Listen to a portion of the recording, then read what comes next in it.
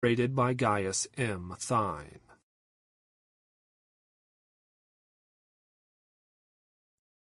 Introduction.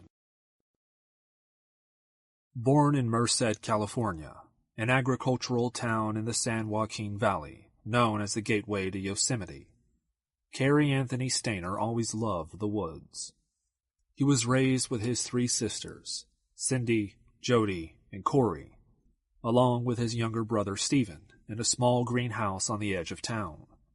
The lower middle-class neighborhood was not far from the railroad tracks, but the family cooled off in the California heat under an elm tree that shaded the front yard and in an above-ground pool that took up much of the back. His father, Delbert Stayner, was a mechanic who worked at several local canneries during the harvest season, while his mother, Kay, ran a daycare business while juggling work as a lunch lady at several area high school cafeterias. They spent summer months on family camping trips, traveling to numerous national parks including the nearby Yosemite. In school, Cary got pretty good grades, and after school, he played outfield on the Merced school baseball team. It would seem on the surface that everything was quite normal with the Stayner clan, but those who knew them well say it wasn't really so. There was just something, off with that whole family. A friend of the family told Esquire magazine after the Stayners landed in the news. A legacy of abuse. Kay, who was born into a Roman Catholic family, attended a boarding school where she had been physically and emotionally abused, which caused her to reject the church and turn towards the Mormon religion for guidance. Still, the damage had been done, and she later told author Mike Eccles that she just couldn't get into the hugging and kissing that was part of being a warm, loving parent. She was, Eccles said, in a perfunctory sense, very concealed about their being fed and clothed, but she was not touchy-feely. She was not physically affectionate. On the other hand, the children's father, Delbert, was perhaps a bit too affectionate. Delbert was ordered into treatment after being accused of sexually molesting one of his daughters, an act that would be the first inkling that something was very amiss in the Stayner household. A family tragedy that would earn national attention would only worsen the already troubling situation. An abduction heard round the nation. In 1972, the family's youngest son, Stephen, was abducted by convicted pedophile Kenneth Parnell. It was a few days before Christmas, and Stephen was lured into Parnell's vehicle with a question about whether or not his mother might be interested in donating to a charity. Stephen told Parnell she likely would, so Parnell offered to give Stephen a ride home, so he would not have to walk the rest of the way in the sleet. Instead of taking Stephen home, however, they went to Parnell's small rented cabin at Yosemite Lodge where he worked, and Stephen was told that his parents had moved and had signed over custody to Parnell. The man who told Stephen to call him Dad bought the boy a puppy. Stephen named her Queenie, and began years of abuse that involved Stephen being brutally sodomized almost every night. Meanwhile, his parents were grieving the loss of their son and struggling to maintain hope that he was still alive. I more or less closed up, Kay told People magazine. I didn't leave the house for a year, and if I had to, someone else had to be there in case Stevie came home. I chose to believe he was alive. Delbert, however, handled things differently. I went berserk for a time, he said in the same People interview. I'd ride around in my pickup with a sawed-off shotgun on the seat in case I saw someone with Stevie. I began to suspect everyone had something to do with it. Friends, neighbors, even family members. If a child dies, you bury the child. With a missing child, you have a knot in your chest that never leaves. For 7 years, Stephen lived as a sex slave, until Valentine's Day of 1980, when Parnell, having decided that Stephen was too old for his perverse sexual taste, abducted 5-year-old Timmy White, grabbing him up so quickly that the boy dropped his paper hearts in a ditch along the road leading to his babysitter's house. Stephen, then 14, was terrified for the little boy, and when Parnell left for work, He grabbed Timmy White and they hitchhiked until they found themselves at the Ukiah police station. A triumphant, but not happy, return. Stephen Stayner was a hero, and he received a hero's welcome when he made it back to Merced, where he was depicted in a large photo above the fold of the front page of the Merced Sun-Star, being embraced by Kay and Delbert.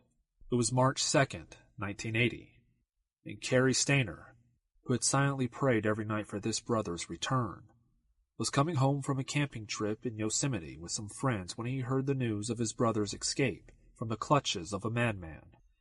He later told reporters he was so excited he almost drove his car into the Merced River. That excitement didn't last. After Stephen's triumphant return home, his story made national news. He had become a celebrity of sorts, and his notoriety would only grow after the release of the TV miniseries I Know My First Name is Stephen, inspired by the statement written by Stephen while with the Ukiah police. Linda Schertz, who lived 2 doors down from the Stayners, said when Stephen returned home, the entire family turned its focus to him, to the detriment of everyone else. Everything they did and everything they had, it was about Stephen, she said. Cary, whose father had long hinted that the 11-year-old could have prevented the kidnapping if only he followed his usual routine of walking home from school with his brother and sisters, was again shoved aside while the attention turned toward his brother. An invisible boy. When Stephen made his long-awaited return back to the little green house on the edge of town, it was to the bedroom that he and Cary had shared, but had since been Cary's alone. I think it must have really affected Cary, said Michael Coleman, a neighbor of the Stayners for 20 years. When Stephen came home, Cary was kind of put on the back shelf. He was in the background always. So much in the background was Cary that he was almost invisible, said Eccles, who wrote the book I Know My First Name is Stephen, which was adapted into J.P. Miller's screenplay. In it, Eccles told of a stunning event that occurred on a night he had joined the family for dinner. After Kay walked back to the stove after setting the table, Stephen remarked to her that she had forgotten one place setting. Who? She said, and Stephen pointed over to his brother. Oh yes, she said. Cary. Resentment only grows. We never really got along well after he came back, Cary told Miller, who also spent time with the family researching the 1989 miniseries. Just little things, but they kind of irked me. The way I see it, just about anybody would have done the same thing in his shoes. But his head was all bloated out.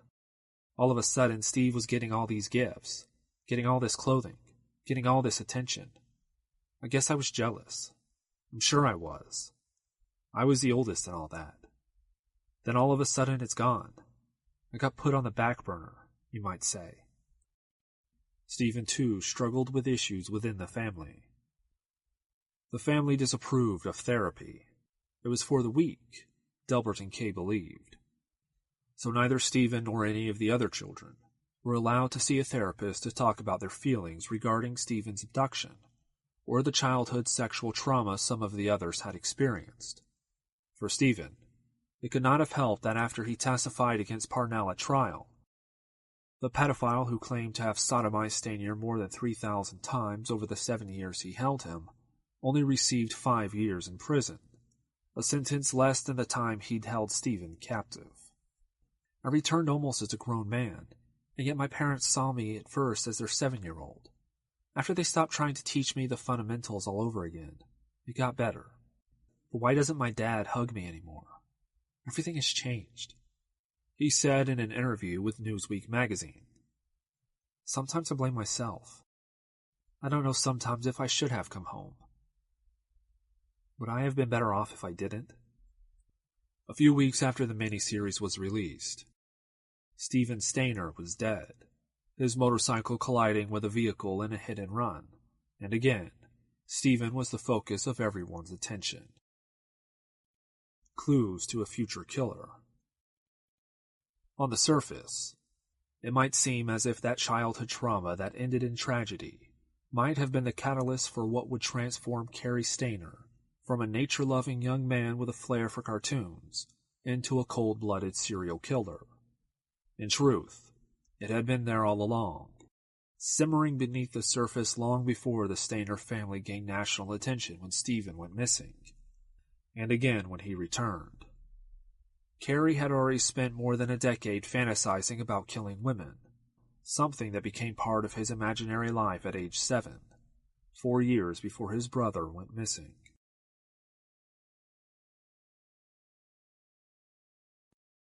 Chapter 1. A Monster in the Making. Born August 12, 1961, Cary Stayner was 3 when he was diagnosed with trichotillomania, a disorder that causes its sufferers to compulsively pull out their hair. Mental Health America describes it as an impulse control disorder, along the lines of pyromania, kleptomania, and pathologic gambling. Within a few years' time, he was harboring fantasies of killing the checkout clerks at the grocery store when he went shopping with his parents. He would sit in the car and watch them through the windows as they rang up groceries, increasingly troubling thoughts swirling around his head. Those dark fantasies only grew when he became the first child in the Stayner family to be molested. Just before Stephen's abduction, Cary was sexually abused by his uncle, Jesse Stayner, an incident that was predicted long in advance but shoved under a rug, since no one came to the rescue of Uncle Jesse's young victims. Although the uncle's sexual proclivities were well known to Cary's older male cousins, he was nevertheless allowed to take boys for overnights in his tiny apartment. Psychiatrist George Woods would later testify in court. One night during a sleepover, the uncle showed Stayner and his cousin new pictures of young girls. Then the uncle and Stayner went to sleep in the uncle's bed. In the middle of the night, Stayner woke up to find the uncle removing his underwear and attempting to molest him. One brother disappears, another brother changes. The uncle was later convicted of the crime, but if there was any attention paid to Cary for the potentially life-shattering event, it would be over in a flash, as attention turned toward his brother later that year. His disappearance crushed the family, changed it, and made everything seem topsy-turvy and unreal. Before Steve disappeared, I always thought my dad was like the Rock of Gibraltar, Cary said. Never trembled at all. All of a sudden, this one day, December 4th, 1972, my little brother is gone. My dad is crying all of a sudden. Never saw my dad have a tear in his eye my whole life.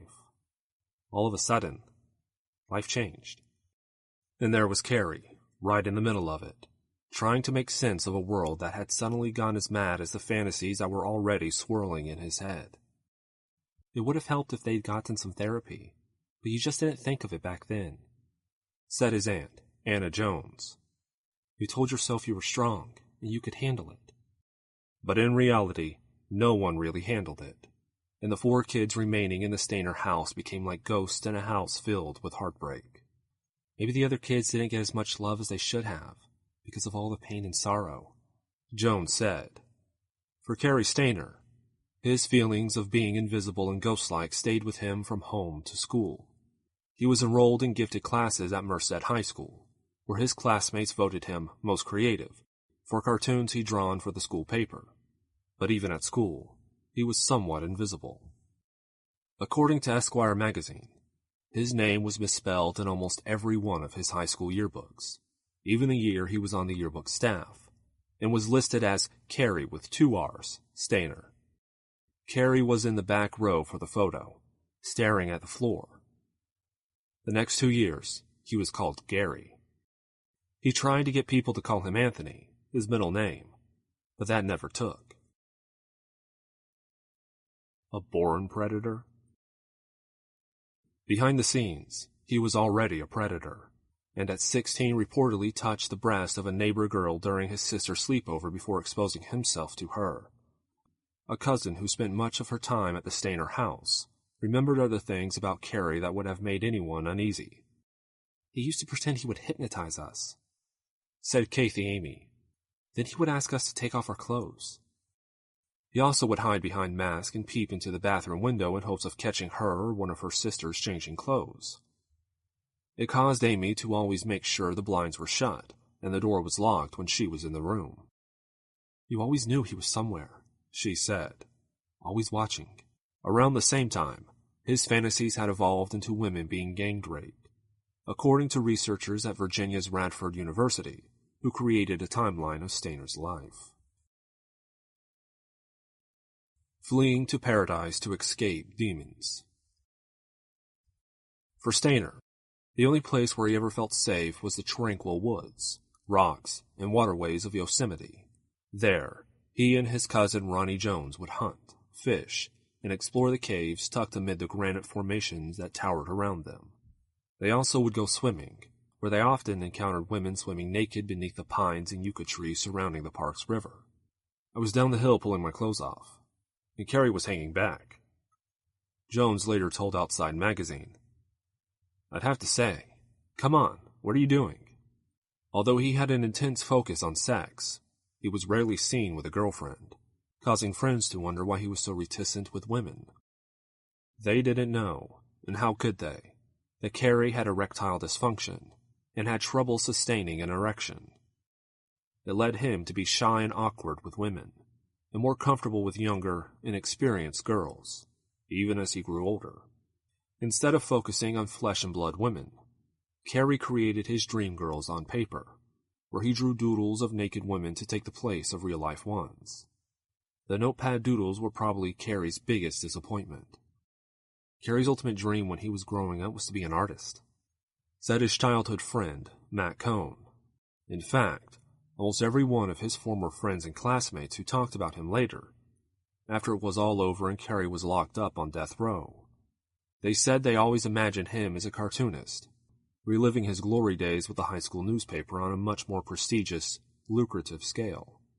But by the time his younger brother Stephen escaped from his abductor, Cary had already given up that dream, and was still jealous of the attention his brother received. "I was never a motivated kid," Cary said. "I had a lot of things going on in my head. It was always easier not to succeed." By the time he was 24, the young man who had been described as quite a loner in high school was both shy and sullen, with very little hope for his future, according to Miller, who was best known for Days of Wine and Roses, as well as the Charles Manson story Helter Skelter. When he began researching I Know My First Name is Stephen, Miller recalled his attempts to draw Cary out, sitting around the Stayner home. "I kept at him, and eventually he kind of confided very shyly this dream he had. He wanted to be an artist," said Miller, who suggested the budding cartoonist send his work to a few colleges in hopes of landing a scholarship. He said, "No, it never happened." You could see that he made up his mind that he was a loser. Miller added, "An obsession with Bigfoot."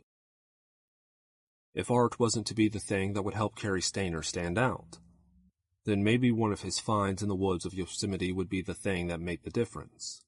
According to family and friends, Stayner was adamant that in the woods of his favorite national park, a place he'd visited countless times as a child, he'd seen Bigfoot, the legendary ape-like creature also known as Sasquatch. The large, hairy creature had been sighted in North America for centuries, and is described as being between 7 to 11 feet tall and weighing several hundred pounds.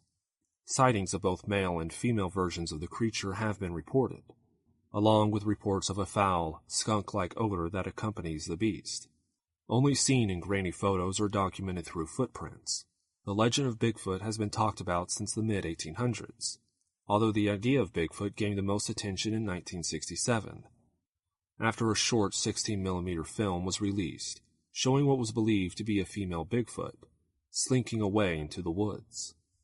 Taken in Bluff Creek, California, now considered the Bigfoot capital of the world for sightings, by Roger Patterson and Bob Gimlin, the film instigated arguments within the Bigfoot tracking community over whether it was a hoax or not. Given that Patterson had announced to his friends that he was going into the woods to capture Bigfoot on film, along with the tidy profit Patterson made from the footage, it was perhaps that short, fuzzy film shot just a few years before Cary Stayner was born, that inspired his seemingly obsessive interest in Bigfoot. He talked about Bigfoot all the time, his cousin, Kathy Amy, recalled. He absolutely knew that it existed.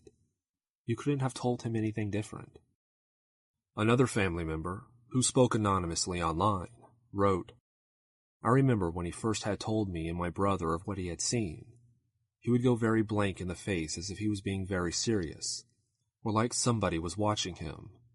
He would tell us about the smell the creature had, and that it was a lot bigger than him. We were very young, but we knew he wasn't playing a joke on us. I remember when I went to Camp Green Meadows in the 6th grade, he told me to stay close to all the teachers and no matter what, don't go out at night. He never really seemed the same to me after he had seen Bigfoot.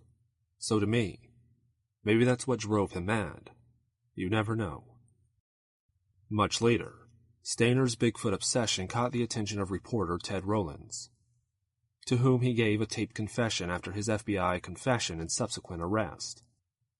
He was talking about his 4th and final murder, a sloppy scene so peppered with clues that there was no way Stayner wouldn't be caught. He told Rowland that he'd only encountered his victim, red-headed naturalist Joy Armstrong, outside her primitive cabin, because he had seen Bigfoot there. I guess that's why I kept going back, Cary says, to relive the experience. Later, he described his Bigfoot sighting to Esquire magazine, going into vivid detail about the sounds it made from within the brush when it wandered past him. The sound was a horrible shriek, like a woman screaming through a bullhorn right next to the car, and it went on for a long time, and then it faded away to this low growl, he remembered. A second tragedy. In 1990, as a young adult, Cary Stayner was living with his uncle, Jesse, in a house with an orange tree in the front yard. Jesse taught him how to install windows and windshields, and hired him at his company, C&S Glass. Cary was raising homegrown marijuana in a closet, according to Esquire magazine, and had an illegal cable converter that he hooked up whenever his favorite Ultimate Fighting was on TV. It was Christmas time in 1990, another Christmas ruined by the unimaginable, when Stayner's uncle came home early from work and surprised an intruder. When Cary himself came home from work, he reportedly found his uncle lying dead in the doorway, surrounded by a pool of blood from the gunshot wound he sustained from his own shotgun. According to one cousin, despite the dubious history between Stayner and his uncle, Stayner was ruled out as a suspect. He had been at work at the time of the shooting, so he had a solid alibi, but accused numerous family members of committing the crime. I have heard from a family member that worked closely with police on Jesse's murder that all along they have known who did it, but just couldn't prove it in court, said one cousin in an online thread about the case. Still, Cary never escaped suspicion, and later, after his string of murders came to light, people were even more suspicious since the murder of Uncle Jesse remained unsolved. Stayner's cousin, the one he had spent so much time with wandering Yosemite as a child, wondered if perhaps Uncle Jesse died for a dark reason only he and Cary knew. The only reason I could figure him doing it is if our uncle knew something about him, said Ronnie Jones, like he had maybe killed someone else.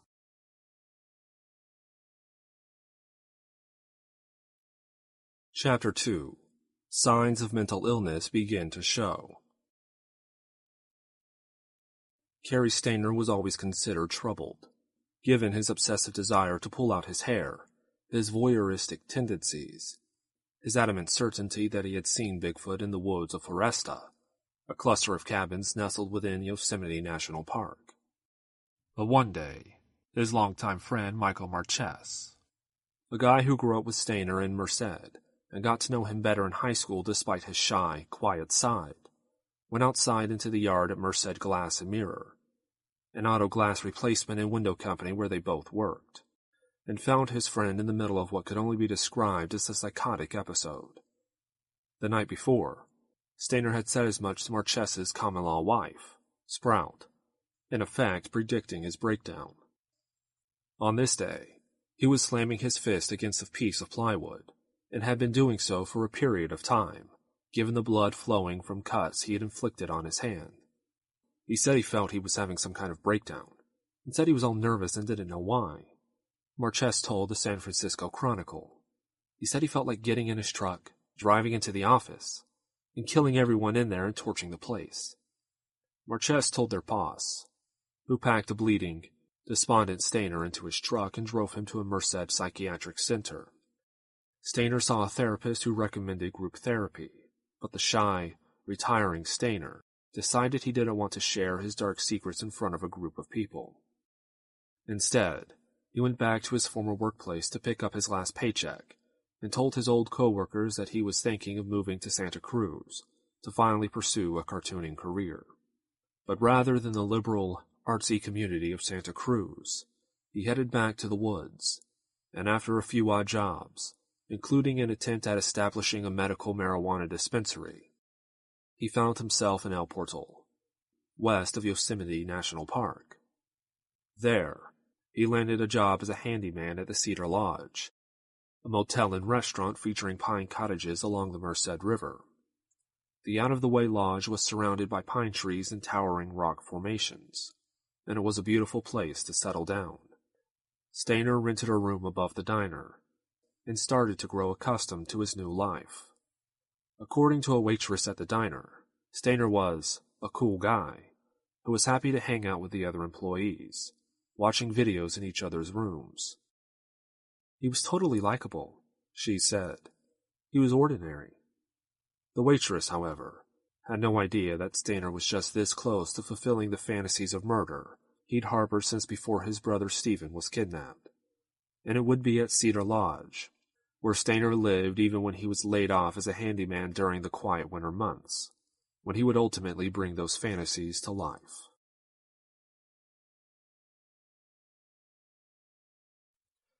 Chapter 3. Stayner's First 3 Victims.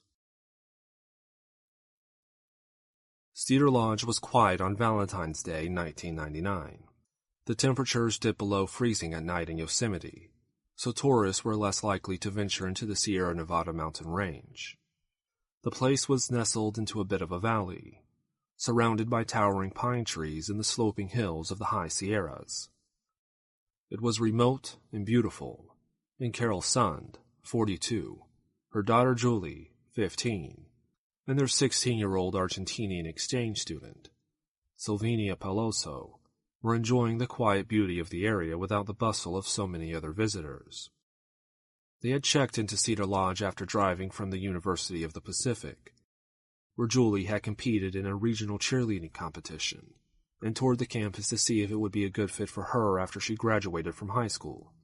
They had arrived early at Cedar Lodge, in a red Pontiac Grand Prix rental car, and spent the day taking in the sights, including Yosemite's Grand La Capitan and the Merced River, before stopping to go ice skating in Yosemite Valley's Curry Village.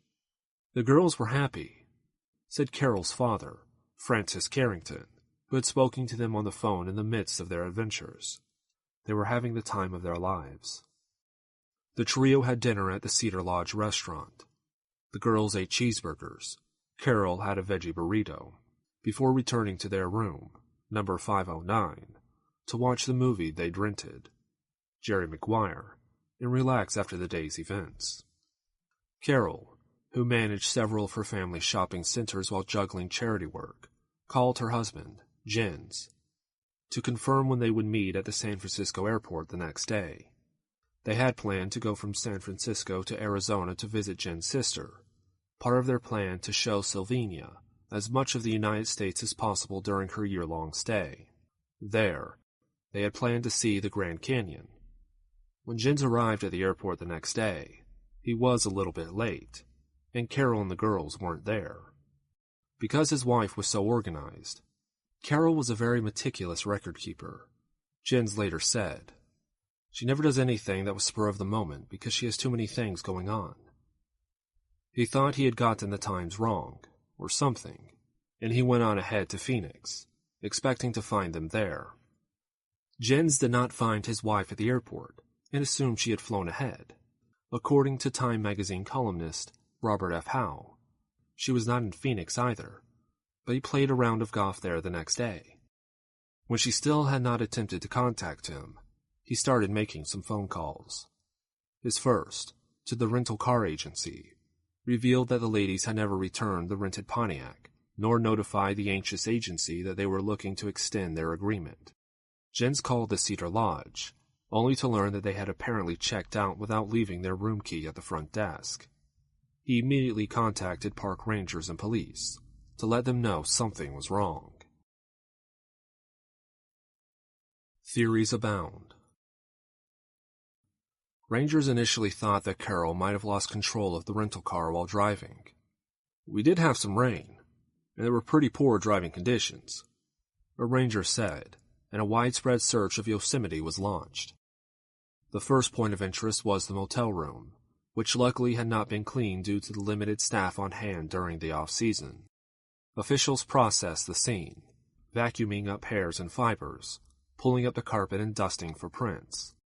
In the room with 2 queen beds and a pink upholstered loveseat, they discovered one pink blanket was missing, along with a pillowcase. The key was in plain sight, sitting on the dresser next to the TV. Still, it didn't look like the scene of a murder. The beds weren't turned over, and furniture wasn't askew, said Special Agent Christopher Hopkins of the FBI, called in because one of the missing, Silvina Peloso, was an Argentinian national. The towels and rags in the bathroom appeared to have been used as if someone had showered and left. It was the missing blanket and pillowcase that caused concern. Carol's son wouldn't take those kinds of things, Hopkins said. She never took anything from a hotel room. She also wouldn't have left behind the bag of souvenirs that still sat next to the refrigerator. So they turned back to the missing vehicle, keeping the Cedar Lodge motel room where the trio had stayed on the front burner. Carol would tell everybody where she was, said her father, Francis Carrington. So I got in my car to drive up to the lodge. On the way I saw a highway patrolman searching the side of the road, so I knew the search was in full swing. Hundreds of people began scouring the rugged territory of Yosemite in search of the rental car Carol had been driving, and although they ultimately turned up 27 stolen cars, none of them were the Grand Prix. While they were looking for the vehicle, they heard that Carol's son's wallet, or at least part of it, containing some credit cards and her ID, had been found on a back road in nearby Modesto. After the wallet showed up in Modesto, then it became very strange, said KTVU reporter Ted Rollins. It really became a mystery. And it worked to help throw even seasoned FBI agents off their game, who turned their focus away from the Cedar Lodge and focused primarily on the Modesto area. The wallet changed everybody's feelings about what was going on in the investigation, because let's face it, said Jeff Rinnick, initially the lead FBI investigator on the case. People don't part with their wallets willingly because that's their identity. To find elements of the woman's identity in an intersection some distance from where they were is cause for concern. The FBI had set up shop at a Modesto hotel room, where they pored over evidence while TV crews buzzed around the region in hopes of learning what leads the FBI agents were following. Jen's son and Carol's parents, Francis and Carol Carrington, a prominent real estate family from Eureka, California, moved to Yosemite and began conducting their own investigation from their hotel room in the Modesto Holiday Inn. Jens was initially considered a suspect in the case because he, unlike the emotionally distraught Francis Carrington, was calm and showed little emotion, and was called in for a 3-hour interview that included a polygraph and questions about the golf game he played in Phoenix before calling authorities in. He passed, allowing investigators to turn their attention back to Modesto, where the wallet was found. Meth addicts in the focus. Nestled in the Yosemite Valley, Modesto has a high volume of drug users, and for some reason serves as a magnet for early parolees who gravitate to the city after they are released from prison. It was not so far-fetched then for authorities to think that Carol and the girls might have seen something they shouldn't have, and paid for it with their lives. At least it would not have been, if they had not been last seen heading to room 509 with videotape movies in their hands. And it would be there that they would meet someone much more dangerous than a Modesto drug dealer, particularly because he didn't look like a monster.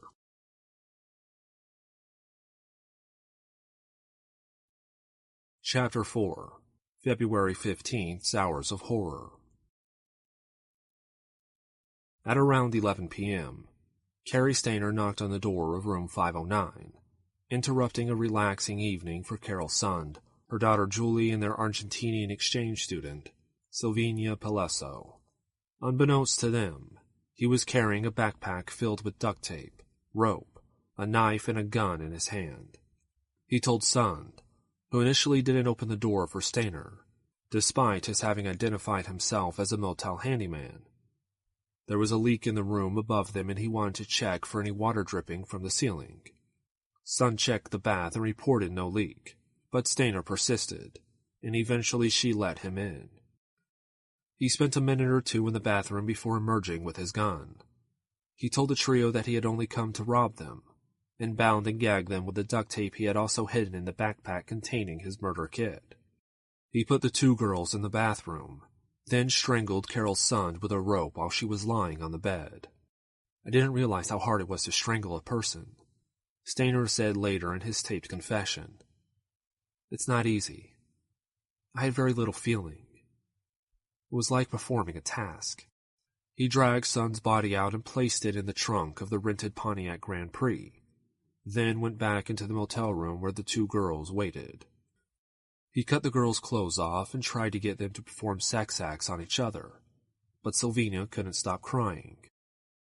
Stayner said he became so irritated by her sobs that he took her into the bathroom and strangled her while she knelt in the bathtub.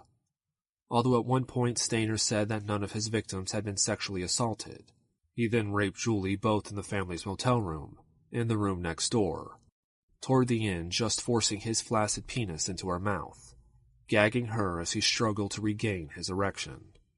He then turned his focus to the crime scene. After stuffing Silvina in the trunk with Carol's son, Stayner packed up the trio's belongings so it would appear as though they had left without stopping to check out. It felt like I was in control for the first time in my life, said Stayner, who thoroughly cleaned up the crime scene, wiping his hairs from the bedsheet and removing any trace of his time in the room. He left wet towels behind so that later, motel workers would think the three had showered and checked out. Bad romance. At about 4 a.m., 5 hours after the ordeal had begun, Stayner carried Julie, naked and wrapped in a motel blanket, the only clue Stayner would leave that would tie the incident to the motel room, to the front seat of the Pontiac, where she was oblivious that her mother and friend were dead in the trunk. While he drove along the Merced River Canyon, he removed the duct tape from Julie's mouth and the two made small talk, he later said in his confession. I didn't know where I was going or what I was doing, he said. I just kept driving and driving. Just before dawn, Stayner turned off the two-laned road at Lake Don Pedro and carried Julie to a clearing that overlooked the water, comparing it to a husband carrying his new bride over the threshold. She was a very likable girl, he said. She was very calm. I told her I wish I could keep her. Instead, he raped her again, told her he loved her, and slit her throat, driving the knife so deeply into her throat that he almost severed the head. He hid Julie's body in some brush and drove the car, with the bodies of Carol's son and Silvina Palesso in the trunk, as far as he could into the forest. He then called a cab back to Yosemite Valley, paying a $150 fare for the 90-mile trip, with money he'd stolen from Carol's son's purse. The cab driver, Jenny Paul, later remembered her passenger, who'd asked to be driven to Yosemite Lodge, where his younger brother's abductor had once worked, and the strange conversation they had along the way. Do you believe in Bigfoot? Her passenger asked. When she told him no, he responded, You should, because he's real. He might as well have been talking about the boogeyman. Hiding the evidence. For the FBI agents, the main focus was initially on the missing Grand Prix, which about the same time Jens was calling park rangers to let them know his wife was missing, Stayner was dousing with gasoline and setting on fire. To further throw investigators off his trail, he then drove to Modesto, where he tossed Carol's son's wallet into the street, leading them down the wrong trail for at least a month. Meanwhile, the family offered a reward that led to new, albeit false, leads. "I just hope that somebody out there seeing this information on the television calls," said the family, which offered a $250,000 reward for any information into the disappearance, and later upped the reward to $300,000. Sister Gina, age 13, read a poem at a gathering in Modesto. "Deep in my heart, I know something my mind does not want to learn. I try to stay strong because I know that's what you want your baby to be. But Mommy, I don't want you to leave me." "When something like this happens, you have no idea what to do," said Carol's father, Francis Carrington.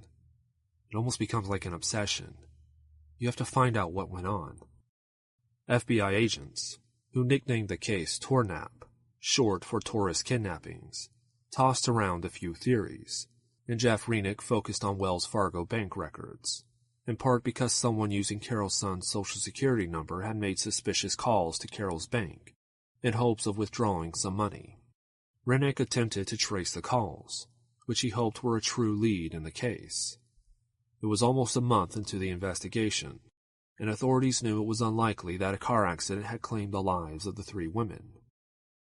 "We felt almost certain the women were victims of a violent crime," said FBI Special Investigator James Maddock. "We were now focusing on one theory that we believe to be the most likely scenario. And one of the things the Bureau actually got right in the investigation of the Sund Peloso disappearance. They believe that the crime occurred at or near the Cedar Lodge, and they ramped up efforts to find any available clues. While no one from the motel recalled seeing anything out of ordinary the night the women disappeared, they couldn't discount it. Employees at the El Porto Lodge, including Stayner, who took the FBI on a tour of the place to do a count of the pink blankets, were questioned. 2 employees, including one reportedly seen changing the lock on the door to Carol's son's room the day of their disappearance, were given polygraph tests, and although one of the 2 failed his test, there was no evidence to link him to the crime, and it didn't progress further. Stayner, who according to one point expressed frustration over the FBI's intense hunt for the 3 women, and asked, "Why didn't the FBI ever search for my brother?" was not even on the radar as far as the FBI was concerned. Even as Francis Carrington was feeling shivers run up his spine when he caught Stayner's eye, the FBI saw nothing off about the handyman, and he was quickly ruled out as a suspect. "Stayner looks like any normal person, like talking to a neighbor," reporter Ted Rowland said. "He looks completely normal." Of course, he was anything but.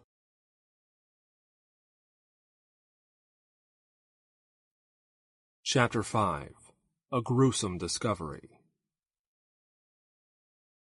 About a month after they went missing, a hiker discovered the incinerated Grand Prix, which was identified by a partial bit of the license plate, a purse containing a credit card, 2 cameras with underdeveloped film, and a receipt from the Cedar Lodge restaurant detailing the trio's last meal. When the hiker reported the find, Francis and Carol Carrington had just walked into the FBI office and heard agents take the call. The vehicle was parked on a downhill embankment, off of what looked like to be some kind of old forestry road, or old logging road, said Tim Reed of the Tuolumne County Sheriff's Department, adding that although it was only a short distance from the road, it was obscured by foliage growth that made it impossible to spot from the road. "When the car becomes located, that's when everything changes," said Renick. "Then you just get this bad feeling, hoping against hope that it's not what you think it is."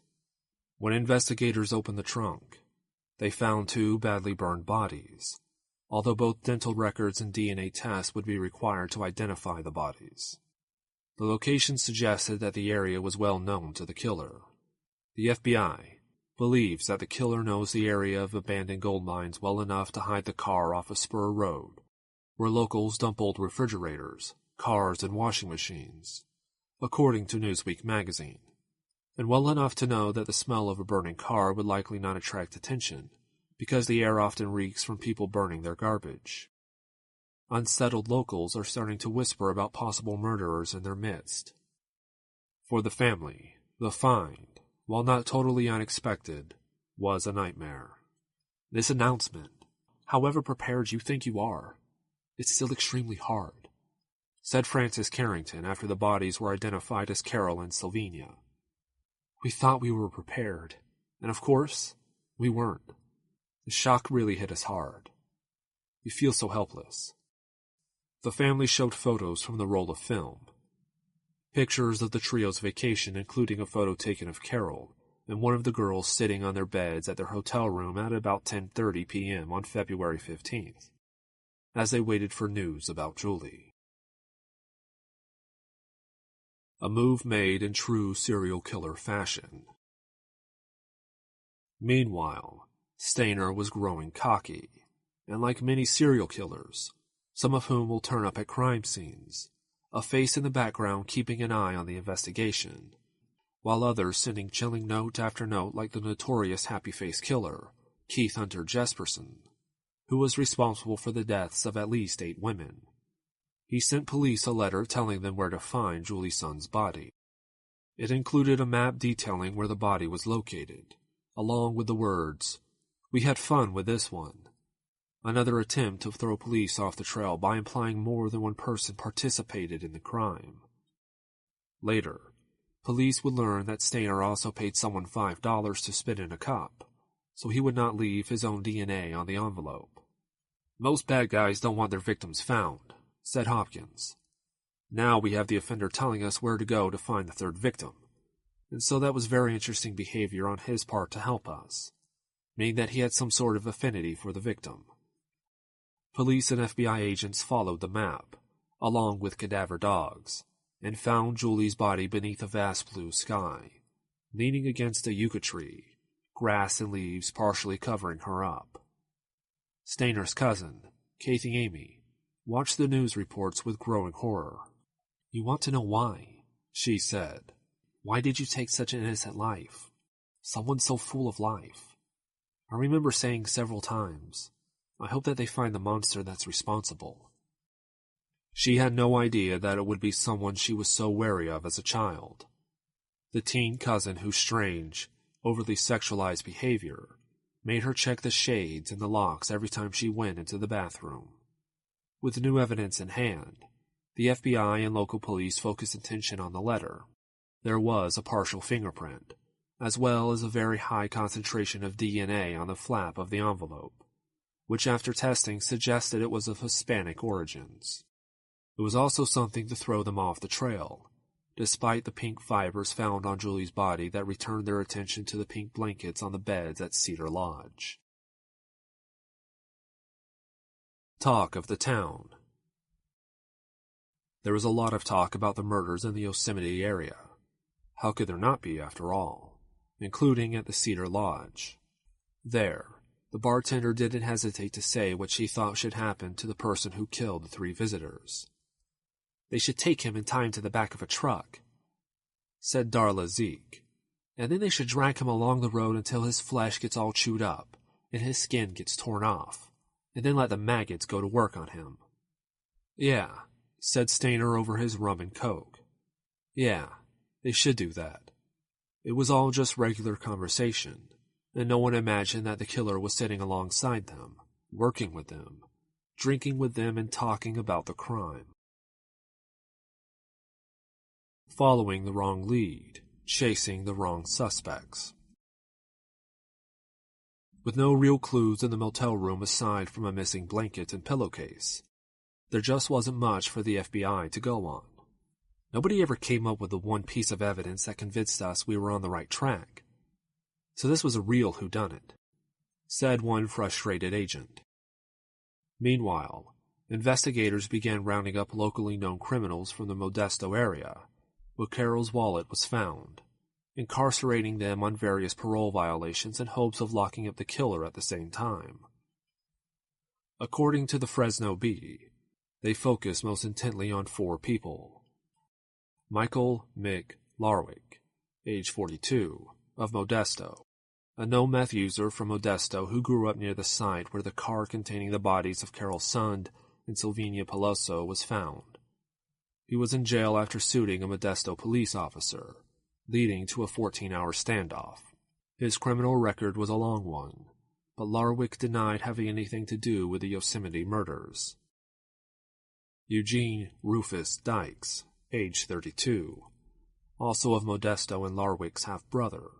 He was also arrested in March and had a criminal record that includes sex crimes and weapons convictions. Although he originally denied any involvement in the murders, later, in hopes of cutting a deal related to other charges, he falsely implicated himself in the Cedar Lodge murders, and said he and his half-brother had abducted the 3 women from room 509.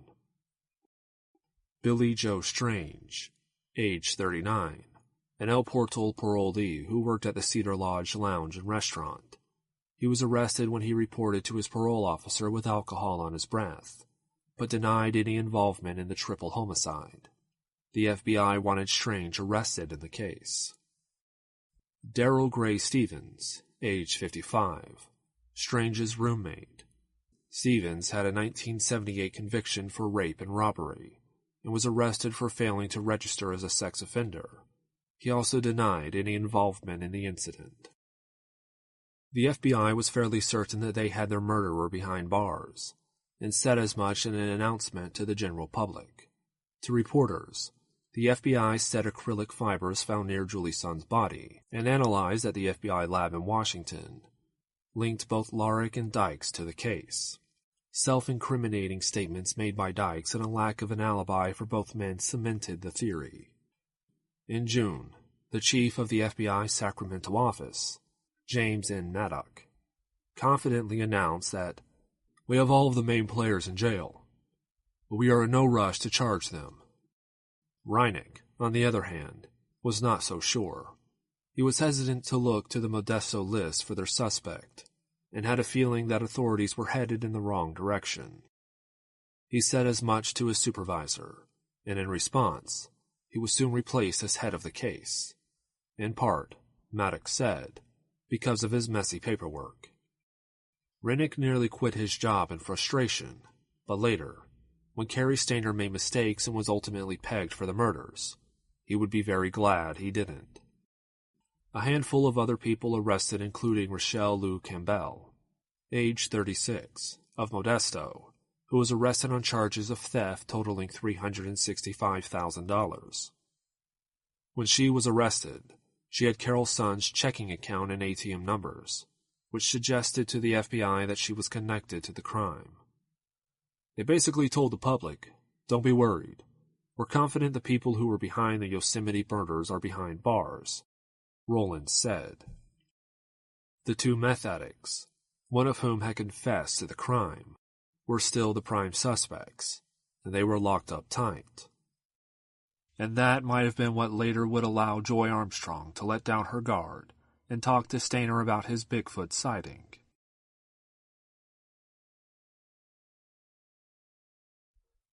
Chapter 6. Stayner's last victim fought hard to survive. At age 26, Joy Ruth Armstrong was living a life many of us only dream about. The redhead worked at Yosemite Institute, teaching kids about nature, and was living with her boyfriend-turned-fiancé, Michael Raffaelli, and another friend at Yosemite National Park. It was a busy time of the year as the days headed more deeply into summer, and life was busy for Armstrong, who led children on nature hikes, and helped them develop the same deep love and appreciation for the natural world that she herself shared. "I love it here in this house," she wrote to her friend Kim Fox in Florida earlier in the summer, according to Outside Magazine. The 2 women had met while both attended neighboring high schools, and had become fast friends.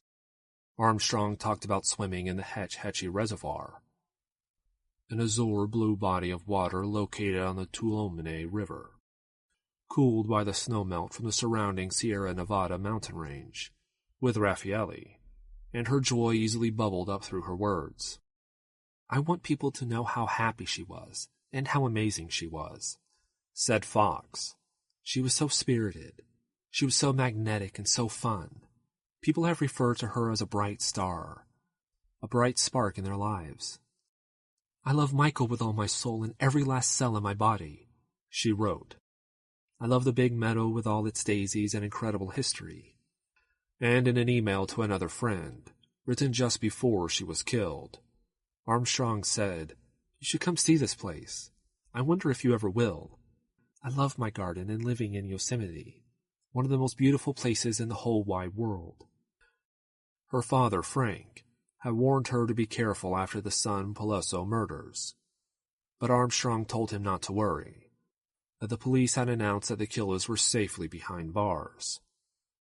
While her boyfriend was away on a 3-day hiking trip, and their other roommate was away on business, Armstrong had made plans to visit a friend in Sausalito, a city north of San Francisco.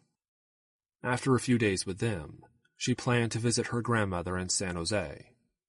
When she never showed, her friends reported her missing, and on July 22nd, officials were asked to do a welfare check on Joy Armstrong.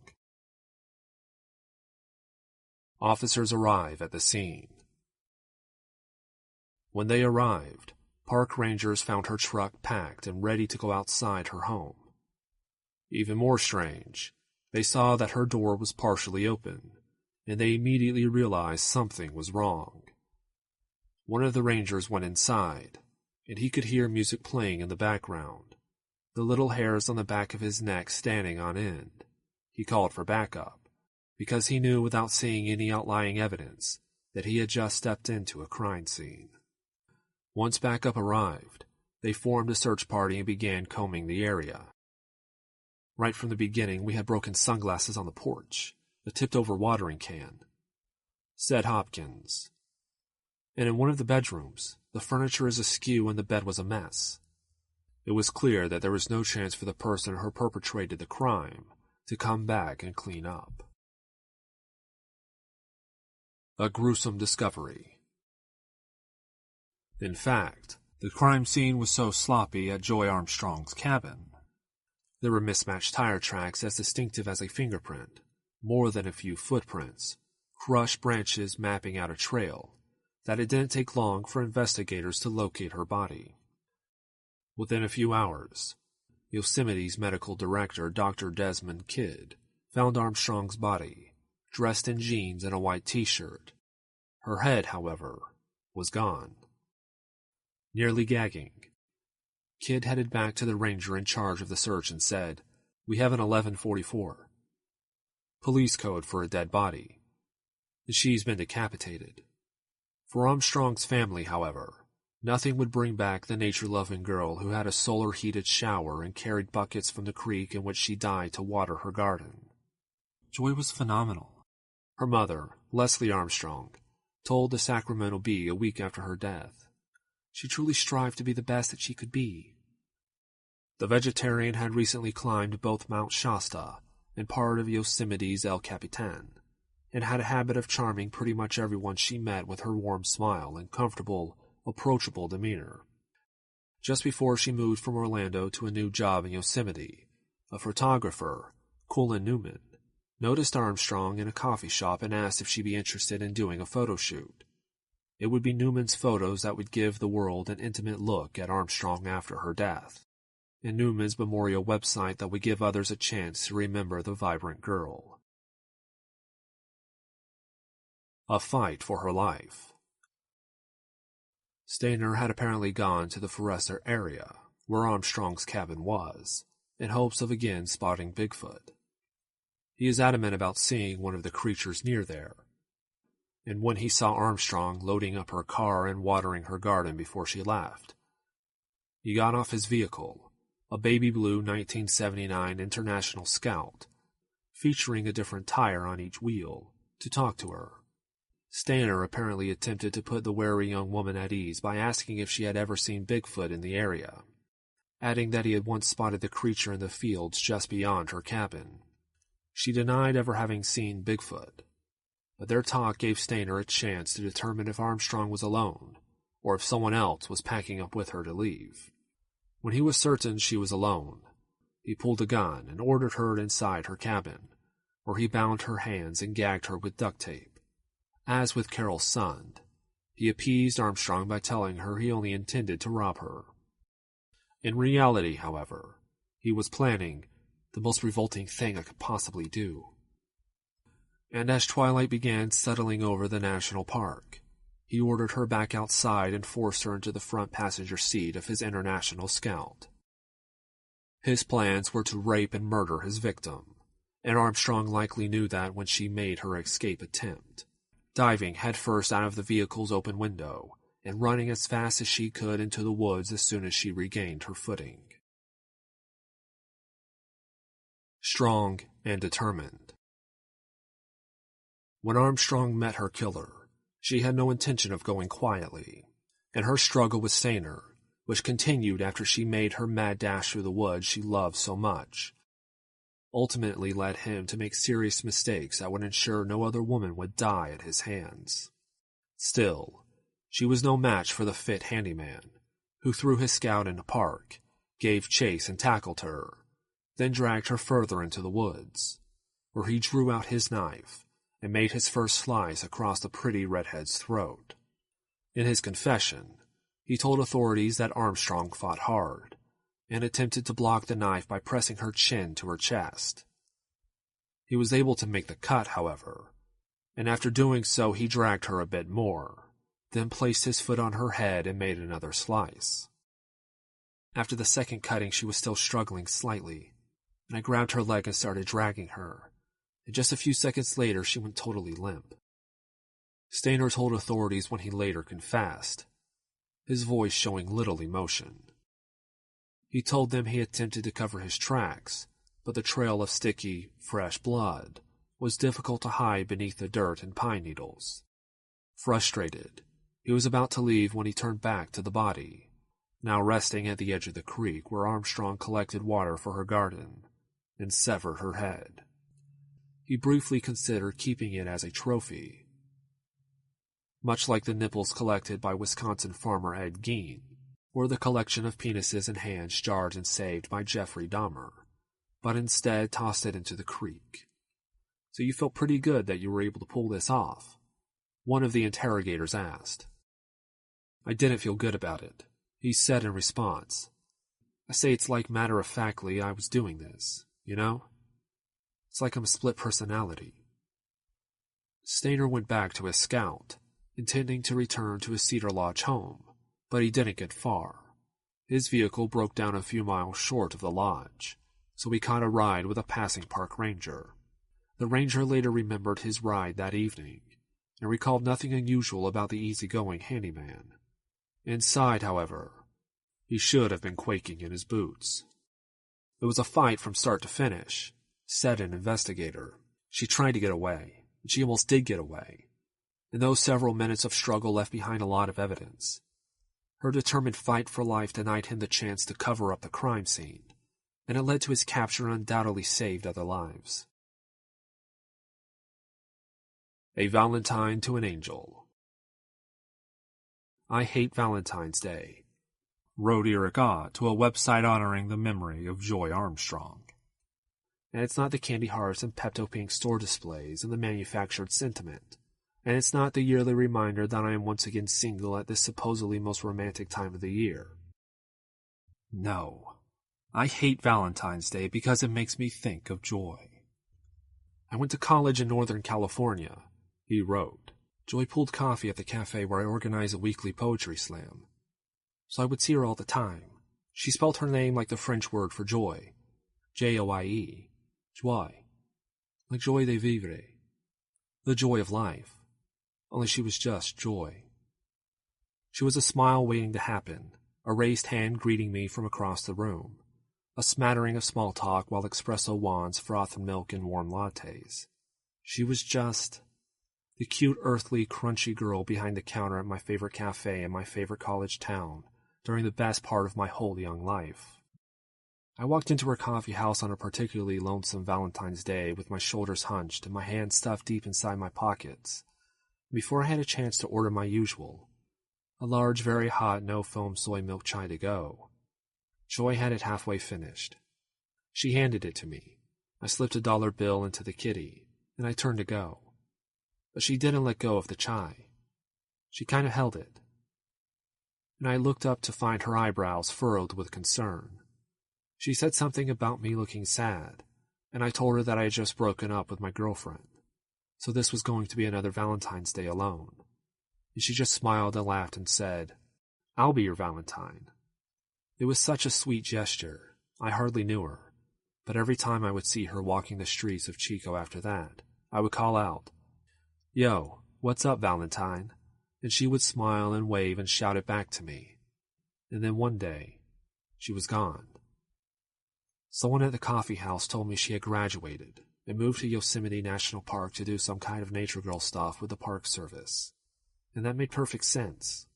I could totally see her leading a tour of kids through a stand of redwoods, while pointing out the wild miner's lettuce and species of birds.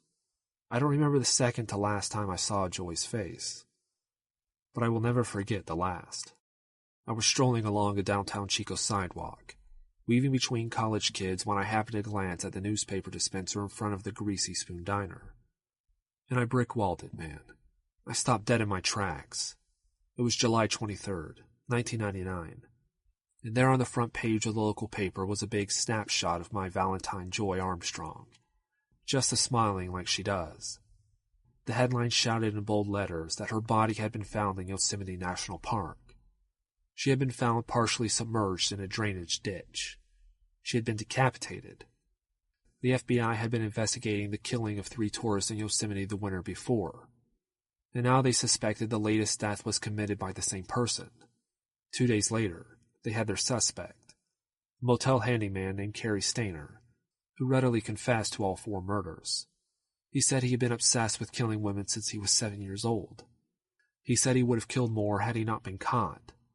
And he got caught because of Joy. She fought hard. She bit, she kicked, she scratched, she ran. When Stayner dragged her into his pickup and roared down a dirt road to take her to a more secluded location, Joy leapt from the passenger side window and tumbled to the forest floor. She fought him with everything she had. Stayner eventually ended her struggles, but not before her DNA was thick beneath each fingernail and scattered through the cab of his truck. It was this hard evidence that solidified the case against her killer and contributed to 4 counts of first-degree murder. Cary Stayner is currently sitting in a cell on death row in San Quentin Penitentiary. His lawyers have filed an appeal to his death sentence. Joey Armstrong was 26 years old, and I barely knew her. She would be 41 now, and I still think of her as my Valentine. Others remember the joy of knowing Joy.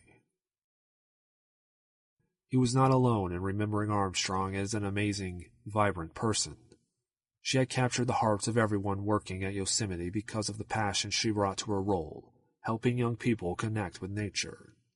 She was one of the finest naturalists and science teachers I ever met, said John Karlstrom, an executive director of the Headlands Institute, Yosemite's sister campus. There are going to be a lot of sad kids when they find out she's gone.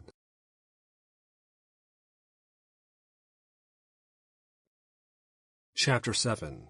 Closing in on Cary Stayner. There were reports of a sighting of a 1979 International Scout spotted near Armstrong's house the night she died, causing police to issue an alert for the vehicle. On July 22nd, it was spotted by 2 rangers about 12 miles from the entrance to the park, sitting on the shoulder alongside California 140, above the Merced River. Along the riverbanks, rangers found Stayner, lounging naked in the sun, smoking a joint.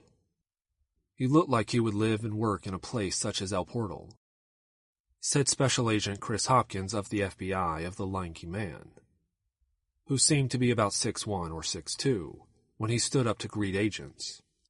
He looked like he enjoyed camping and spending time outdoors. He told them he worked as a handyman at Cedar Lodge, and rangers took him in for questioning.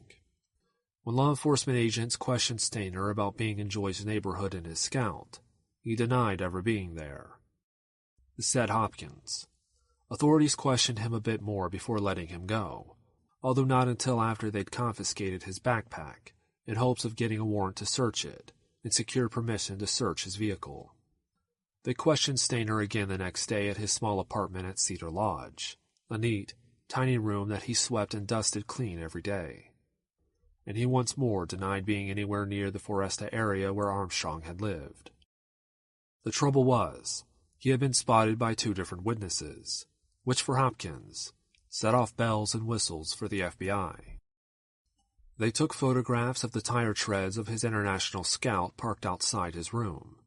That night he sold his TV and his VCR, along with his stereo and some CDs at the Cedar Lodge bar, telling his coworkers that he needed some cash to get his truck fixed for a potential move north.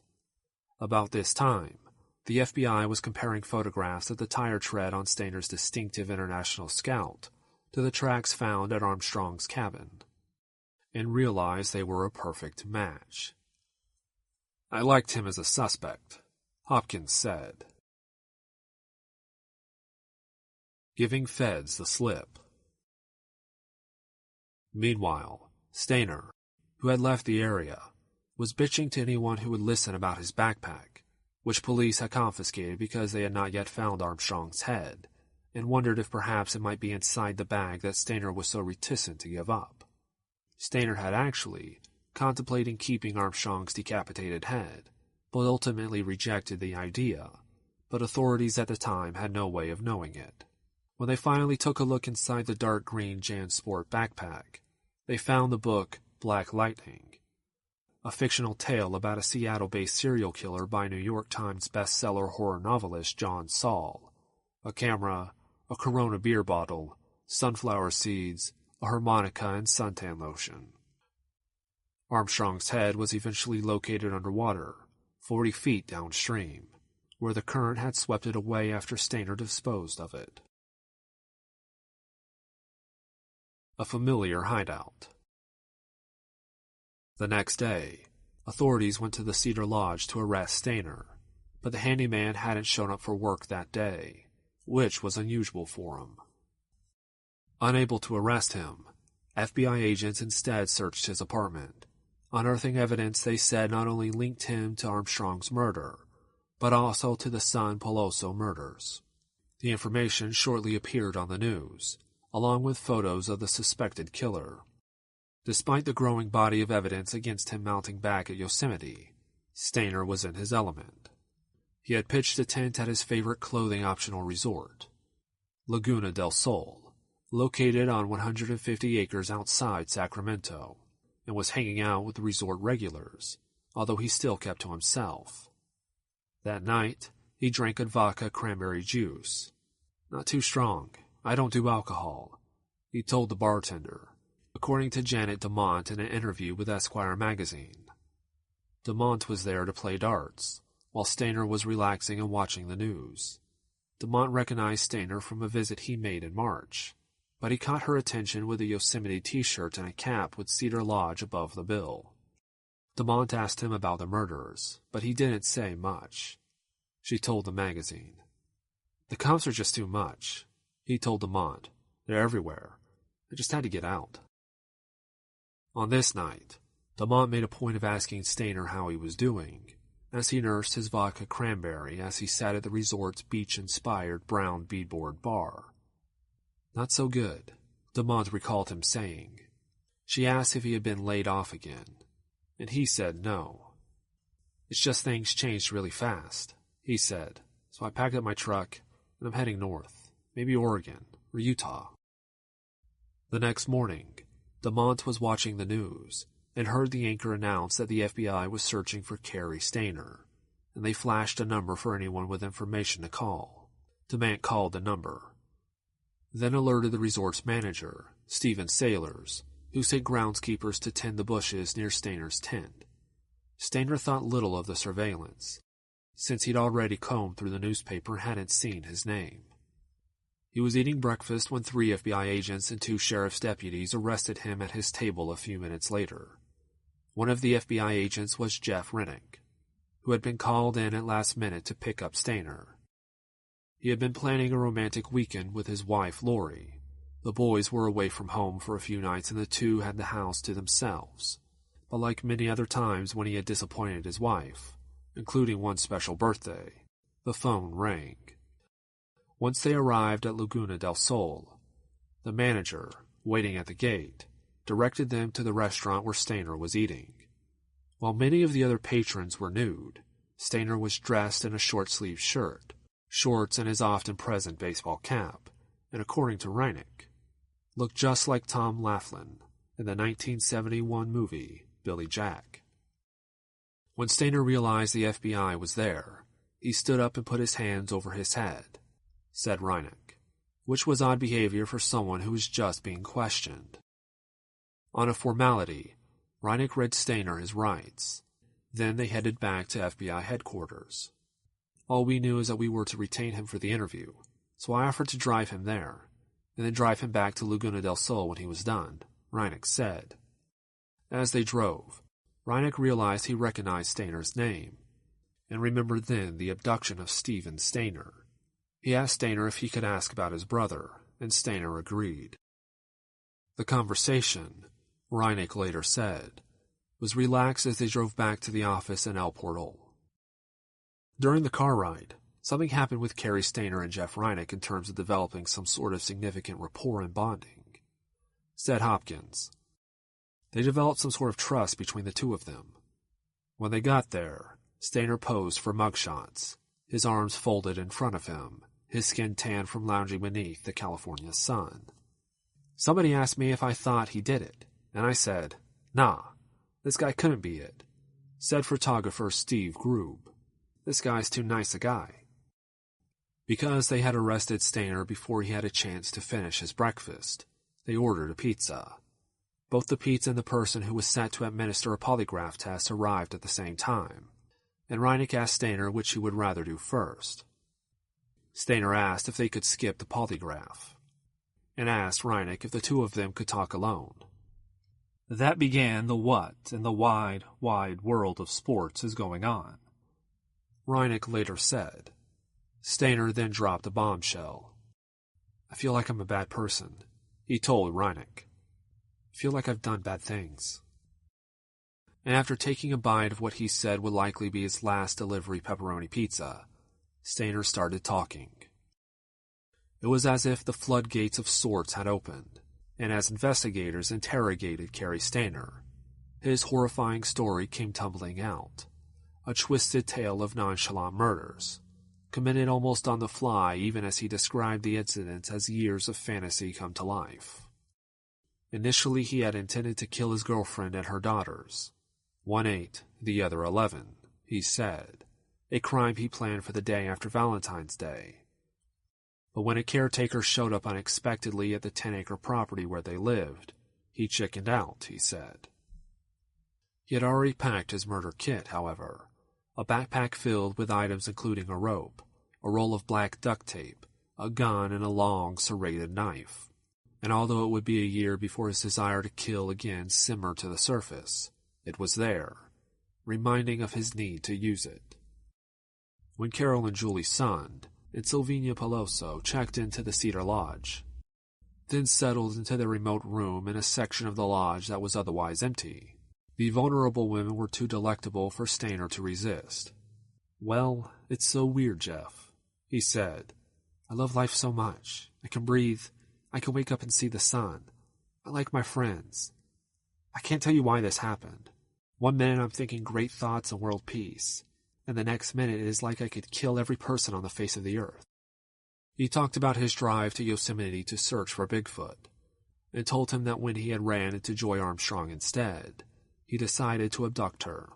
He told them about his conversations with Joy Armstrong, about his Bigfoot sighting, before he pulled his gun on her and forced her into her house. Initially, investigators thought it was a crime of passion because it had been so personal, said Stacy Fentz, a reporter for the San Francisco Chronicle who wrote extensively about the case. but later came to the conclusion that it was because he was angry at how hard she had fought him. He then told Reineck that he would tell investigators about his role in the Sun Peloso murders, as long as they met a few of his conditions. He would talk, Stayner said, if he was housed in a federal penitentiary near Merced, and if his parents were given the reward money offered by the family of his Cedar Lodge victims. He also wanted what he called a good-sized stack of child pornography, including photos and videos, especially children who had been involved in crime scenes. It's very sick, I realize that, Stayner said. Maybe because I never got to see it. These killings happened. The agent said no to all three requests, but Stayner still talked. He told them about his packed murder kit, which he had at the ready because he was looking forward to using it. He got his chance when he saw Carol's son and the two girls through the window of room 509.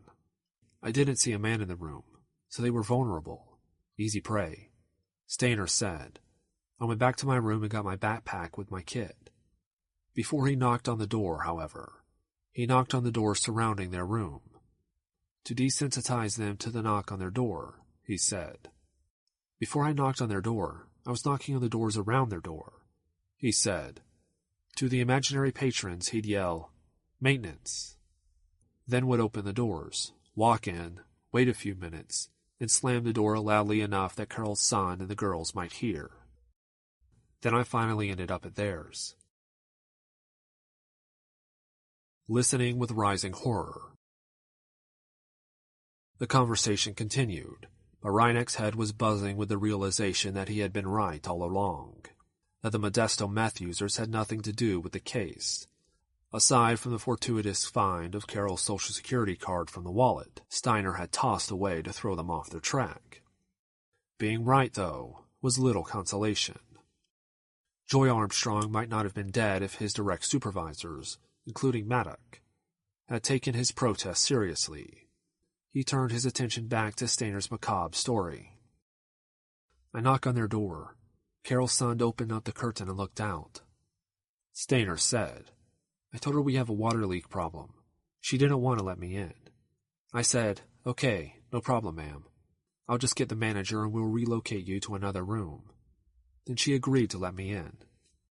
Reineck asked Stayner if he forced his way in, but he maintained his handyman role, first walking into the bathroom and checking for the imaginary leak. I walked in there, made it look authentic, he said. I was walking out of the bathroom. That's when I pulled the gun out. He told the three women he needed to get out of the country, and needed their car and all their money. He then talked about casually shrinking Carol's son before hiding her body and torturing the two teenage girls. I put Julie on the bed and the Peloso girl on the other bed, and cut their clothes off, he said over the pepperoni pizza that had long grown cold. There was a lot of little pieces of cloth on the carpet. Then he drove to Lake Don Pedro, where Stayner carried Julie out of the car to the spot above the water. I wished I could keep her, Stayner told Reineck. I took the knife out of my back pocket. I bunched her hair up in a ponytail on top of her head and pulled her head back, and I told her I loved her, and I slit her throat. Julie didn't die immediately, and Stayner said she motioned for him to finish the job. Reineck then asked Stayner if he felt any emotions during the killings. There really wasn't any. Very little feeling, he said with a sigh. I had no feeling. Instead, Stayner said he felt in control. I just felt like I had a little more power for once, he said. Tricks up his sleeve. Stayner unleashed his power in numerous ways. Before he sent the letter and map to help FBI agents find the body of Julie's son, he said he paid a kid $5 to spit in a container so he could use the saliva to seal the envelope. He had watched these crime forensic shows, said Finns, and knew that it was a good way to put somebody else's DNA into the mix. Everything we recovered from the anonymous letter was staged, said Hopkins. The only thing on the envelope that belonged to the offender was the fingerprint. As he talked, Stayner told Reineck he was probably going to get the death penalty. Reineck agreed that it was a real possibility, then made a promise to Stayner that in return for his confession, he would drive to his parents' home to tell them the news of their son's arrest, so they wouldn't have to hear it on the evening news. The one thing I don't want them to see you as is the type of person that would take Stephen and hold him for those years, he told Stayner after the grueling interrogation was over. You're not like those people. Those people had no conscience. They didn't do what you were doing. Shock, surprise, and sorrow.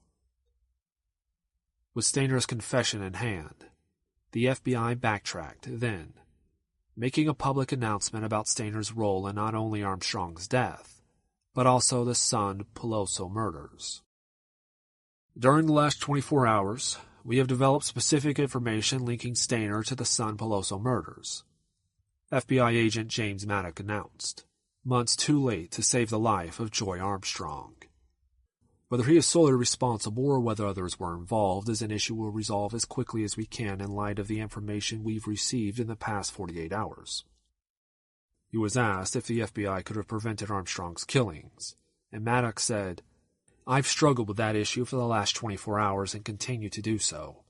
I'm confident we've done everything that could be done. I look forward to the day when I can share the details of the investigations from start to finish. Not everyone would be so sure, including the disillusioned Jeff Rennick. Remembering Cary Stayner. As the news of Stayner's arrest got out around the Merced and Yosemite area, there was a lot of talk by those who knew him, usually coupled with surprise.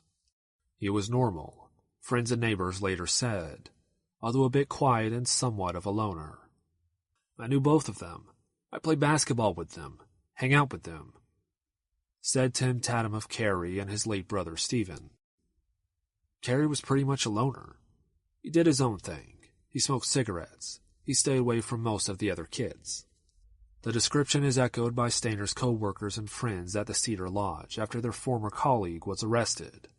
He seemed like a nice guy. He would joke around with us workers, but he was also kind of quiet, said Albert Sanchez, who worked with Stayner on a month-long gardening project in the months before the murders. I don't think he did it. In the little time I worked with him, he just seemed like a regular person. According to Jesse Hoots, co-owner of Cedar Lodge, Stayner would hang out at the bar, usually drinking a rum and coke, but wasn't really the life of the party. He's a nice guy. He's never caused any problems, Hoots said after the arrest. He knew everyone and talked to everyone, and I can't say anyone was his best friend or not. The manager of Cedar Lodge, Gerald Fisher, also liked Stayner and said he was totally reliable. He was quick to step up to the task at hand, he said. I mean, if you had a problem, he'd be right there. Most people expressed surprise about Stayner because of one interesting fact, something that shapes most of our opinions, whether right or wrong. Stayner didn't look like a serial killer. Handsome and outdoorsy, he didn't look like a criminal at all. As for Tim Bazar, a public defender who represented one of the men arrested in Modesto, he hopes that the Stayner case was illuminating for the FBI. I would hope that one of the things they would tell their agents is, look, criminals aren't necessarily a group of people who look a particular way. People who commit murders don't necessarily look like murderers, he said. Too good-looking to kill. Because Stayner was handsome and outdoorsy, he didn't fit people's perceived profile of a murderer, and he was overlooked, much like Ted Bundy, who confessed to killing at least 30 women in 4 states. Bundy was able to lure them to his car by flirting, and because he was good-looking and charming, girls almost always took the bait. Later, close friend Ann Rule, who was inspired to become a true crime author after the arrest of Bundy, with whom she once worked at a suicide prevention hotline, said, For a long time, I was holding out hope that he was innocent, that somehow this was all a terrible mistake. And it wasn't just me. It was all the people who worked with him. In his statement to the FBI agents about the Armstrong killing, Stayner provided details about the crime that are not generally known outside law enforcement, and which corroborate his confession. The affidavit said, back at Cedar Lodge, employees were shocked to learn that Stayner had been arrested in the case. When we talked to people about Cary Stayner, they said he was very nice. He was a very good worker, said Hopkins. The lodge issued a statement and said, "We are surprised and dismayed that an employee was possibly involved in the killings. We treat our guests as we would our own families, and any harm to them distresses us," the statement said. The management and employees extend their heartfelt sympathy to the families of the victims in these cases. It really affected a lot of us that this monster could be walking around among us, so trusted, said Cedar Lodge's restaurant manager Lisa Hansel in a follow-up to I Know My First Name is Steven, that delved into the continued trouble that the Stayner family faced. How could we have missed someone we felt was part of our family? Everyone living in this community knew and embraced this monster who was capable of such horrors. Former classmates also expressed surprise over Stayner's arrest. "I just remember him as a nice guy," said Denise Smothers Rust, who sat behind Stayner at history class and liked to watch him draw. "There would have been a lot of other creepy guys in school I thought would have done something like this, but not him." Lena Schertz, who grew up 2 houses down from the Stayners, from the beginning had a hard time believing her former neighbor could commit such a horrible act. "We figured he was a cartoonist by now," she said. "I'm just shocked that he would be involved in something like this." Even a police officer from Merced, when asked for Cary Stayner's criminal history, remembered him as the brother of Stephen Stayner, and had a hard time associating him with the gruesome crimes. "It was a shock," said Merced's assistant sheriff, Henry Strength.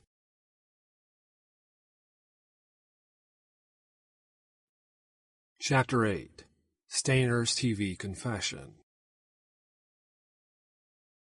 After he confessed to police, Stayner agreed to be interviewed by San Jose TV reporter Ted Rollins, despite a gag order from the FBI that Stayner either didn't know about or didn't care about. So, with a sheet of plexiglass between them, Stayner immediately began telling the stunned newsmen about his horrific crime spree. He just took one sigh and went into it, Rollins remembered. He started by confessing to all of the Yosemite murders. He said he killed the sons, Carol and Julie Sund, and Sylvania Peloso, on February 15th. He said he had been fighting back urges since he was a kid, basically. Rollins added, he said because of voices in his head, and thoughts in his head the past 30 years, he couldn't help himself. So he acted again, and killed Joy Armstrong last week. According to Rollins, Stayner said in the taped interview, the cameraman was on another gig and couldn't make the impromptu confession. But when he encountered Armstrong in the woods, he lost control of myself and lost control of her. And when all this started out, I had no intentions of cutting off her head. It was a terrible death for a girl who was so vibrant, and had so much to look forward to as she and her fiancé became more settled into their rustic lives in Yosemite. But her death was not in vain, Rollins said, and she truly did save other victims. During the interview, Rollins asked Stayner if he would have kept killing if he had not been caught, and the handyman was quick to nod his head. "Definitely. I would have killed until I was either caught or killed myself," he told the stunned reporter.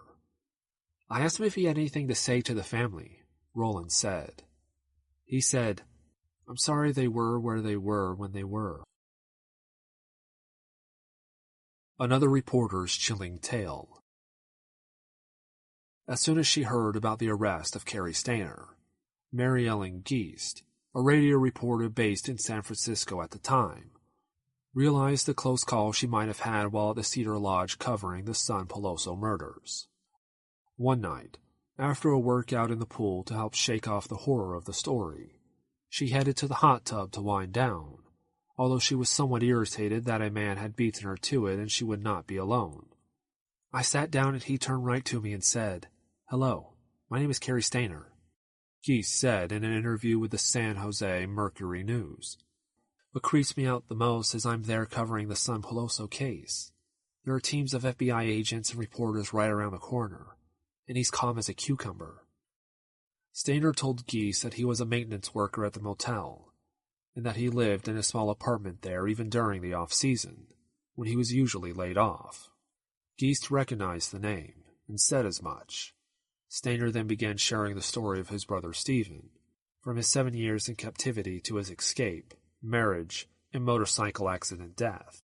Geese, however, was more interested in the Son Peloso case, and took advantage of her time alone in the hot tub with the handyman to try to get some exclusive tidbit for her newscast, and asked him if he knew anything. At that time, he wouldn't look me in the eye, but he said, "Nope, just rumors. What you guys have reported," Geese said, adding that he was more interested in learning what she herself knew. She started to feel uncomfortable about the way Stayner was looking at her, and she took the opportunity to flee her hot tub and go back to her room. The hair on my neck stood up, and it wasn't just hindsight either, she said.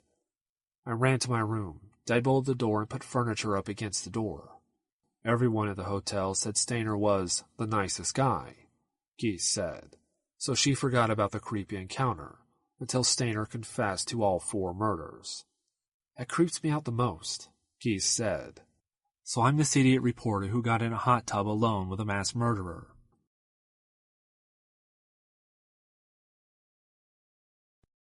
Chapter 9. Stayner and his victims have their day in court. In February of 2000, U.S. Attorney General Janet Reno approved the decision to put Cary Stayner on death row if he was convicted in the murder of Joy Armstrong. Sometime that same year, Stayner began communicating with a pen pal, Lisa No, who said that she didn't intend to establish a romantic relationship with the 4-time killer, but sent him a glamour shot of herself while he was awaiting trial. The initial correspondence led to more than 1,000 pages of letters and drawings that were later confiscated by the FBI in hopes of establishing more evidence against him. They said they had a reason to believe that I was a key person to Cary, that he opened up to me, said No, a married mom of 2 who was paralyzed from the waist down in a car accident. Cary is in love with me, I'll say that. I didn't ask for that, and I didn't do anything to provoke him. Some might question the intelligence of sending a glamour shot to a serial killer, which could be seen as enticement, but perhaps the handicapped housewife was bored and looking for a little bit of excitement beyond her home and her wheelchair. I couldn't understand how somebody like him could stand accused of the things he's accused of, so I decided to write him a letter, No said. Basically, I want to know if he was capable of what he stood accused for. A lot of things said he was violent and aggressive and dark and sick. He's the opposite of that. He shared a lot of things with me that I wish I didn't know, especially when the FBI came to my door. Let me just say he's guilty of not being able to control his sickness. In his first letter, Stayner was apparently smitten by the Illinois-born mom of 2, and after talking to her, he was in even deeper. You have a very angelic voice yourself, and your photo goes on to verify that you are truly an angel, Stayner wrote. Your husband is a very lucky man to have such a wife. I only wish that I had found someone with such qualities as you possess. If I had, I'm sure I wouldn't be where I am now. Please write me as often as you'd like. After No's husband was arrested for attacking her, No visited Yosemite, visited Stayner in prison, and went on talk shows to talk about him in the past that led him to take innocent lives. Her relationship with Stayner, however, came to an end when he wrote a last letter saying his attorney was concerned about No's intentions, and had advised that he end their correspondence. I don't think that will last very long, No said. This is not a sick fascination. I'm not a prison groupie. I started this whole thing out to find answers. A plea deal spares Stayner the death penalty. The trial of the federal government against Cary Stayner and the murder of Joy Ruth Armstrong was set for October, but in September, Cary accepted a plea bargain that would spare his life, as long as he admitted that he had killed the Pretty Park naturalist and vowed to never speak publicly about her murder. It was Armstrong's mother, Julie, who encouraged the plea deal that would spare him both a death sentence and a lengthy trial. in part to prevent them all from the horror that a long, grueling trial would bring. So it was on December 13th, 2000, Cary Stayner pleaded guilty to the murder of Joy Armstrong and apologized not only to her weeping mother, but also to her other family, friends, and her fiancé. I wish I could take it back, but I can't. I wish I could tell you why I did such a thing, but I don't even know myself. Stayner said, I'm so sorry. I wish there was a reason. But there isn't. It's senseless. I wish Joy was here, but she's not. I wish I wasn't here, but I am. He did not ask for forgiveness from Mrs. Armstrong as she watched him speak, her eyes on him even through her tears. If there is a God in heaven, I pray for his forgiveness. I cannot expect any forgiveness from Mrs. Armstrong or her family for taking Joy from them, he added. I cannot even ask forgiveness from my own family who I have hurt so deeply and who have already suffered so much. I have to live with the terrible reality of what I have done. I am very sorry that everyone else must live with it too. Wearing her daughter's rings on her fingers to keep her close, Leslie Armstrong said she and her family turned down an opportunity to address Stayner in court because they didn't have anything else to say that I hadn't already said. But she accepts Stayner's apology. He sounded sincere, she said. He's devastated. I'm devastated. We're all devastated. I ached for him. I ached for me. I ached for everything. I wish we could take it all back and make it all different. She continued from her spot outside the courtroom. I wish he really knew how wonderful Joy was, she said. This is an end of a chapter, but closure kind of implies it's all over, and you can forget about it and go on. But that will never happen. Joy's fiancé, Michael Raffaelli, now lives in Alaska, where he is the treasurer of the Denali Citizens Council and continues to educate young people to become stewards of the land. Stayner's family finally shows emotion. For Cary Stayner's family, the trial of their oldest son, once shunted away while they mourned the loss of youngest son Stephen, then celebrated his return, was yet another in a series of tragedies that crushed their spirits and diminished their lives. I bawled for 3 days straight, said his father, Delbert. The only way I'm holding up is I'm still on medication. As before, just as when Stephen disappeared and then returned after having been raped at least 3,000 times, according to his captor, they didn't talk much about the arrest or Cary's subsequent confession. It's killing them, added Anna Jones, Delbert's sister. We've always been a real close family. Most of Cary's friends are his relatives. There was nothing out of the ordinary that would make us imagine, ever, that he could be responsible for such a thing. According to his cousin, Kathy Amy, his sisters had actually discussed whether or not he had something to do with it, after they heard about the triple homicide at Cedar Lodge where he worked. I was absolutely devastated, because this was the monster I was praying that they would catch, and it was him. This had been such a bad deal from the beginning, Delbert added. I don't know if he didn't do it or did do it, but if he did do it, he did it because something just snapped. Cary was a good kid, one who kept to himself, got good grades, and had friends. Cary had a lot of love from his father, his mother, his sisters, his cousins. Everybody knows that Cary has a lot of love for him. The family skipped rigorous attention to the news, much like they did back when Stephen was abducted, when they avoided the 10 o'clock news so they wouldn't see his case rehashed again and again. Cary gets the Fresno Bee every day and he seems to know more about it than we do, Delbert said. He finally learned that his son had seen a psychiatrist after nearly breaking down at the glass shop where he had once worked, but skipped his next session because he felt too self-conscious for group therapy. Cary is so shy.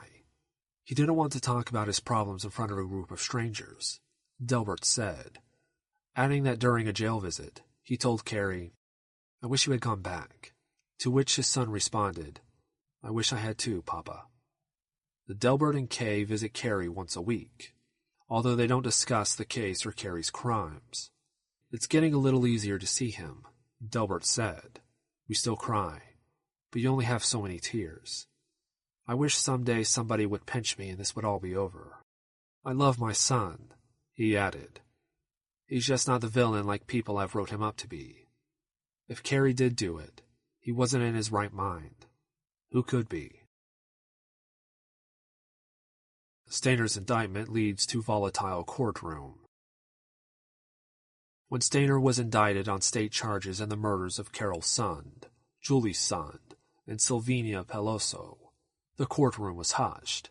His confession was replayed, causing Sylvina Peloso's father to scream at Stayner, yelling, "Son of a bitch," and leaping from his seat, before he was escorted from the proceedings. Delbert and Kay Stayner cried as they listened to their son, whom they visit once a week at the Fresno County Jail. As for Stayner, he plugged his ears to block out the sounds of his words, according to the Los Angeles Times, while family members of the victim stoically listened. He pleaded not guilty. A second chance at death. The state trial against Cary Stayner and the Sund Peloso murders was held in San Jose, 200 miles from Yosemite where the crimes occurred. In the opening arguments of the state trial in San Jose, Stayner's attorneys, led by Santa Monica-based attorney Marcia Morisi, changed his plea to not guilty by reason of insanity, sparked in part by Stayner's difficult past and his early bouts with obsessive-compulsive disorder.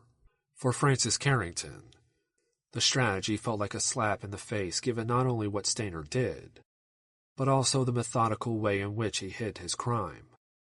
"The horrible part for us," said Francis Carrington, "is to sit through weeks and weeks and weeks of psychiatric testimony that doesn't get to the nugget. This man killed 4 women brutally, and with a level of careful planning that makes him seem all too sane. What Carol and I want was for our children to grow up, live out their lives. I don't think any punishment would be too severe for Cary Stayner," added Jen Sund, who is raising 3 children without Carol, who had been his wife and partner for 21 years.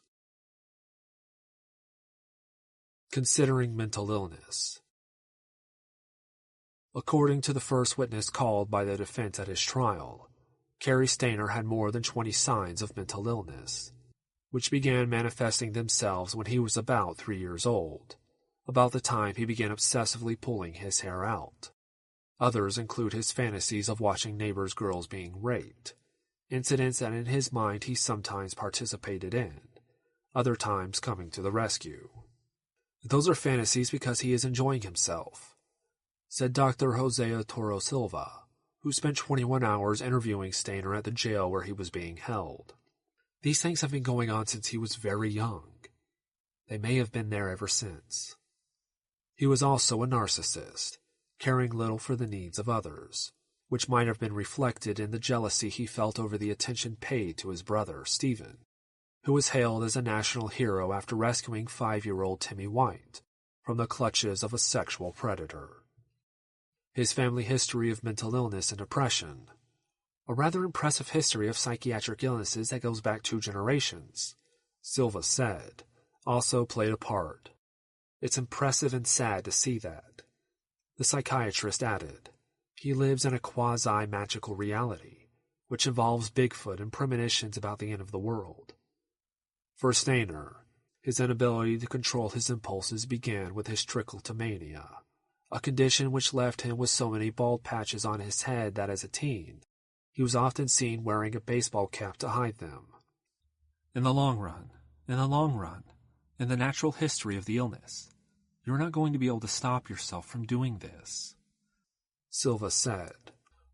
Russ Verpegel, one of the nation's top profilers who spent time working as a police officer before working at the FBI's Behavioral Science Unit in Quantico, Virginia, agreed that serial killers were often struggling with mental illness, and "it all boils to the top," said Verpegel, who is now a private investigator. "The pressure gets so real you have to act on your thoughts." According to the FBI Behavioral Science Unit, a serial killer is defined as a person who kills 3 or more victims, someone who kills over a long period of time, be it days, weeks, months, or years. a killer who allows a cooling-off period between crimes. The cooling-off period, which often grows shorter as killers become more comfortable in their role, is what distinguishes a serial killer from a mass killer. Killings occur during a single event, or a spree killer, marked by a series of murders in different locations over a short period of time, with no cooling-off period. Fate and a father kept girl from becoming a victim. While Cary Stayner had amassed his murder kit in order to kill his girlfriend and her 2 daughters, they were not the only ones to catch Stayner's eye. The night before he saw Carol's son, her daughter Julie, and Sylvania Peloso, in their motel room, he had been in the hot tub with some other guest at Cedar Lodge. Erin Murphy, who was at the time 12 years old, was staying at Cedar Lodge with her sister, her father, 2 friends, and another man, and testified that she was in the hot tub with Stayner the night before the Son Peloso murders. They were not afraid of the man, she said in court during the first day of testimony. He had a hairy chest, so my friend, my sister, and her friend joked about it a little bit when we got back to the hotel room, she said. Murphy, however, had no idea how close to death she and her sister and their 2 friends were. Stayner later said that he had planned to kill them, until he realized that Murphy's father was there. It was definitely freakish. Erin told the San Jose Mercury News outside the courtroom about her brush with the killer. But knowing he's behind bars is keeping me comforted. The next night, while Stayner was taking the lives of the 3 women in room 509, Bill Murphy and another man left the lodge to return to Watsonville for work. But Stayner never knew his original intended victims were now alone and vulnerable. That knowledge sent shivers up and down Bill Murphy, however. It's like a car going across the center lane and taking out the car next to you, Bill Murphy said after his daughter took the stand. Expressing his sorrow. Like many other serial killers whose crimes are triggered by mental illness or childhood trauma, Stayner afterwards expressed remorse for his crimes, which for him were no more controllable than a childhood pulling of his hair. And when an FBI agent asked him to write a letter to the families of his victims, he instead wrote a letter to his 3rd victim, Julie Sund. In it, he told her how sorrowful he was that she would miss so many life experiences, then added that while she was in a good place, he would end up going someplace far worse due to his brutal crimes. I know right from wrong, and I don't think I am insane, he wrote in the letter read to the jury, which would likely seriously dampen his insanity plea. But there is a craziness that lurks in my head, thoughts I tried to subdue as long as I can remember. I'm just sorry that you were there when the years of fantasizing my darkest dreams became a reality in the flesh. In court, jurors were shown a photo of Julie, her decomposing body slightly covered with leaves, a 6-inch wound gaping from her neck. When the photo was shown, Stayner covered his eyes with both hands to block out the image. For Julie Sund's family, however, it was an image as much seared in their memory as her 15 years of life. He can do whatever he wants in court, said Francis Carrington outside the courtroom, but he can't bring back Julie, Carol, or Sylvania. He can't bring back those beautiful people. Family braces itself for grisly details. In court, the loved ones of Carol's son, Julie's son, and Sylvania Peloso had to prepare themselves to hear the details of their family's murders, this time in horribly vivid detail. I know all the details, because I've been briefed by the FBI. It's terrible, but I'm prepared, said Jen's son. For Jose Peloso, listening to the details of his daughter's murder was especially painful, because he and his wife Raquel not only suffered from the loss of their daughter, but also their family business, and were only able to come from Cordoba, Argentina, to the United States to the trial due to donations. During the trial, he harbored visions of his own retaliation against the man who took his daughter's life during her year-long student exchange in the United States that were so strong that at some times they almost overcame him. He told the Los Angeles Times, "I could do justice on my own. I know I could," he said outside the courthouse after a particularly grueling day of testimony. "Throughout the trial, I think I've had more than 10 opportunities to kill him.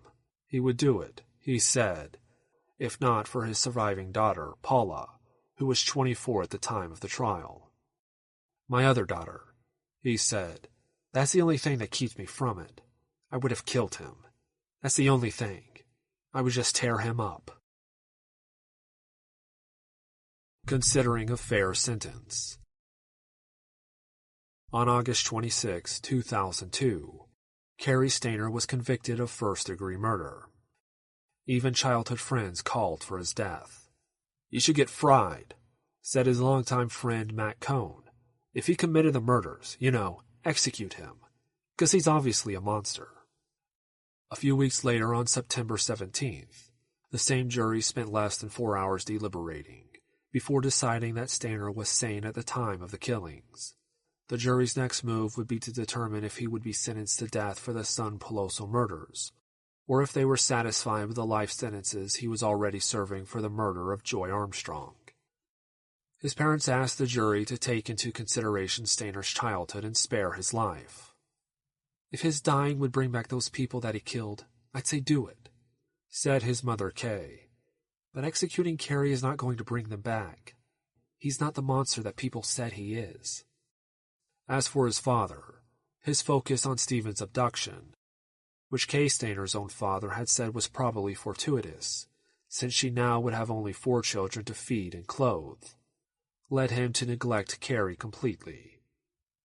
"When he really needed his papa, I was too concerned about Stevie. I hardly ever talked to him," Delbert Stayner said, his voice cracking, but his face worn and tired looking. "I was especially hard on Cary." He appealed to the jury's sense of compassion, and nearly begged then, reminding them that he had already lost one son, Stephen, who had been killed in the motorcycle crash, and did not want to lose another. Their words fell on a jury that was still stunned by the details of Stayner's murderous rampage that left more than 3 innocent women dead, and on October 10th, they made their decision. Stayner would die for the killing of Carol and Julie Sund and Sylvania Peloso. "He tortured my daughter," said Jen's son as part of the sentencing hearing. "I know he has no trouble of killing little girls in the middle of the night. I just wish he would step up and take his punishment now." So emotionally charged was the hearing. Before Santa Clara County Superior Court Judge Thomas C. Hastings handed down the sentence, he had to leave the courtroom to compose himself, as the room revisited what he called horrendous and devastating details of what had become known as the Yosemite murders.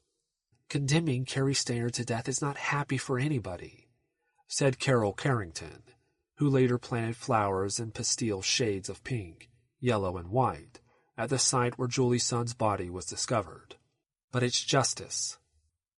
Afterwards, outside the courtroom, Stayner's parents expressed sorrow at the outcome of the hearing. "I stand by my son," said Delbert, forced again into an unhappy spotlight. "If he had gotten help, there would be 4 more people alive today." Carol's son's father, Francis Carrington, also spoke after the hearing. "I feel very sorry for Stayner's mother and father," he said. "They had a tough time of it. I wish them the best. But I've never seen anything so close to black and white and evil as good as Cary Stayner and our children." Later, he said, "We tried to turn the page and say that's it. The book is over with. But I'd say it took 6 or 7 years for me to recover from this."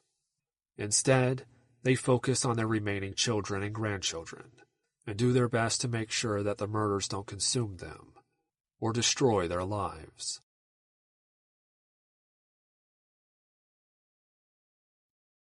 Chapter 10. The Aftermath. As of 2015, Cary Stayner is still sitting on death row, more than a decade after his sentencing. He blames the obsessive-compulsive disorder, his inability to control his compulsions even to murder, and said as much during a TV interview with 2020. "Probably all this happened," he told the news magazine, "because I suffered from an obsessive-compulsive disorder. His family and friends, however, were left with the guilt of not having done anything. His sisters, when they suspected their brother was guilty of the San Peloso murders, which might have spared the life of Armstrong, and others who knew him when he was young, and realized that there was something about him that was a little bit off all along. "I honestly don't know what it was. I wish I did," said his friend Matt Cohn. "A lot of us in the town wish that we did, because maybe those 4 people would still be alive. Maybe we could have gotten him the help he needed. Maybe we could have stopped him." In a letter to the Fresno Bee that he sent from his jail cell in mid-August, Stayner said that he was truly very sorry for the pain he had caused, and said that he hoped to sell the rights to his story to Hollywood to compensate the victims' families. "I realized that the money would be little consolation for the loss of their loved ones, but until the jury, judge, and executioner fulfill their role in this matter, that's all I have to offer," he wrote. It was odd, but not a surprise to those who remembered the ghost boy Cary was during the years when Stephen held center stage in the Stayner home. It crossed my mind that maybe this was Cary's way of competing with his brother's notoriety, said Tony Dossetti, Merced's chief of police, who in 1980 was the cop who told the Stayners their son Stephen had been found. Since then, there had been several documentaries about the case, but no movie of the week for Stayner, who remains on death row in San Quentin. A month after he was sentenced to death, however, Kenneth Parnell, the man who kidnapped brother Stephen, was arrested in Berkeley after he attempted to purchase a young boy. A few months later, in August, the Sun family accepted a $1 million wrongful death settlement from Cedar Lodge. They continue to operate the Carroll Sun Carrington Foundation to help locate missing people, as well as offer rewards for information for families without the means to do so themselves. This is one of the first steps in fighting back for ourselves, and then fighting back for the people who this reward fund is destined to help, said Carroll Sun's brother-in-law, Ken Sund. Delbert Stayner died on April 9, 2013, at his home in Winston, California. He was 79 years old. And Cary Stayner? A drawing he did is available for auction at truecrimeauction.com, and he still wears a small smirk in his mugshots, now taken from San Quentin's death row.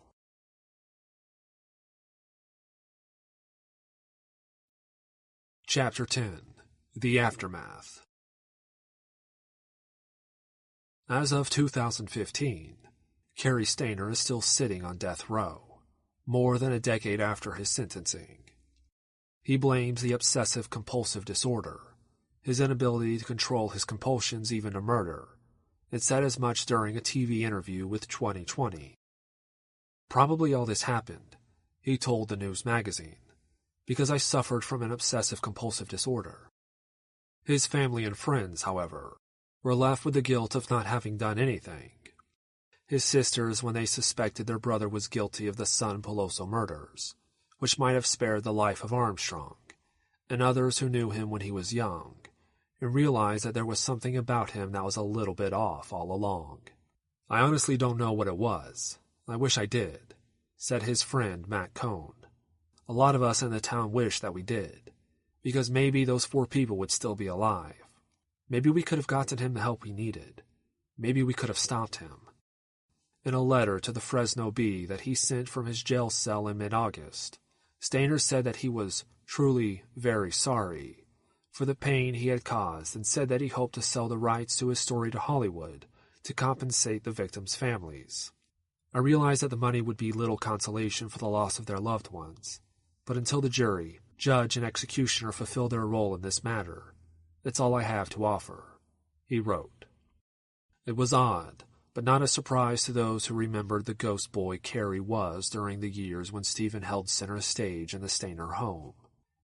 It crossed my mind that maybe this was Cary's way of competing with his brother's notoriety, said Tony Dossetti, Merced's chief of police, who in 1980 was the cop who told the Stayners their son Stephen had been found. Since then, there have been several documentaries about the case, but no movie of the week for Stayner, who remains on death row in San Quentin. A month after he was sentenced to death, however, Kenneth Parnell, the man who kidnapped Brother Stephen, was arrested in Berkeley after he attempted to purchase a young boy. A few months later, in August, the Sun family accepted a $1 million wrongful death settlement from Cedar Lodge. They continue to operate the Carroll Sun Carrington Foundation to help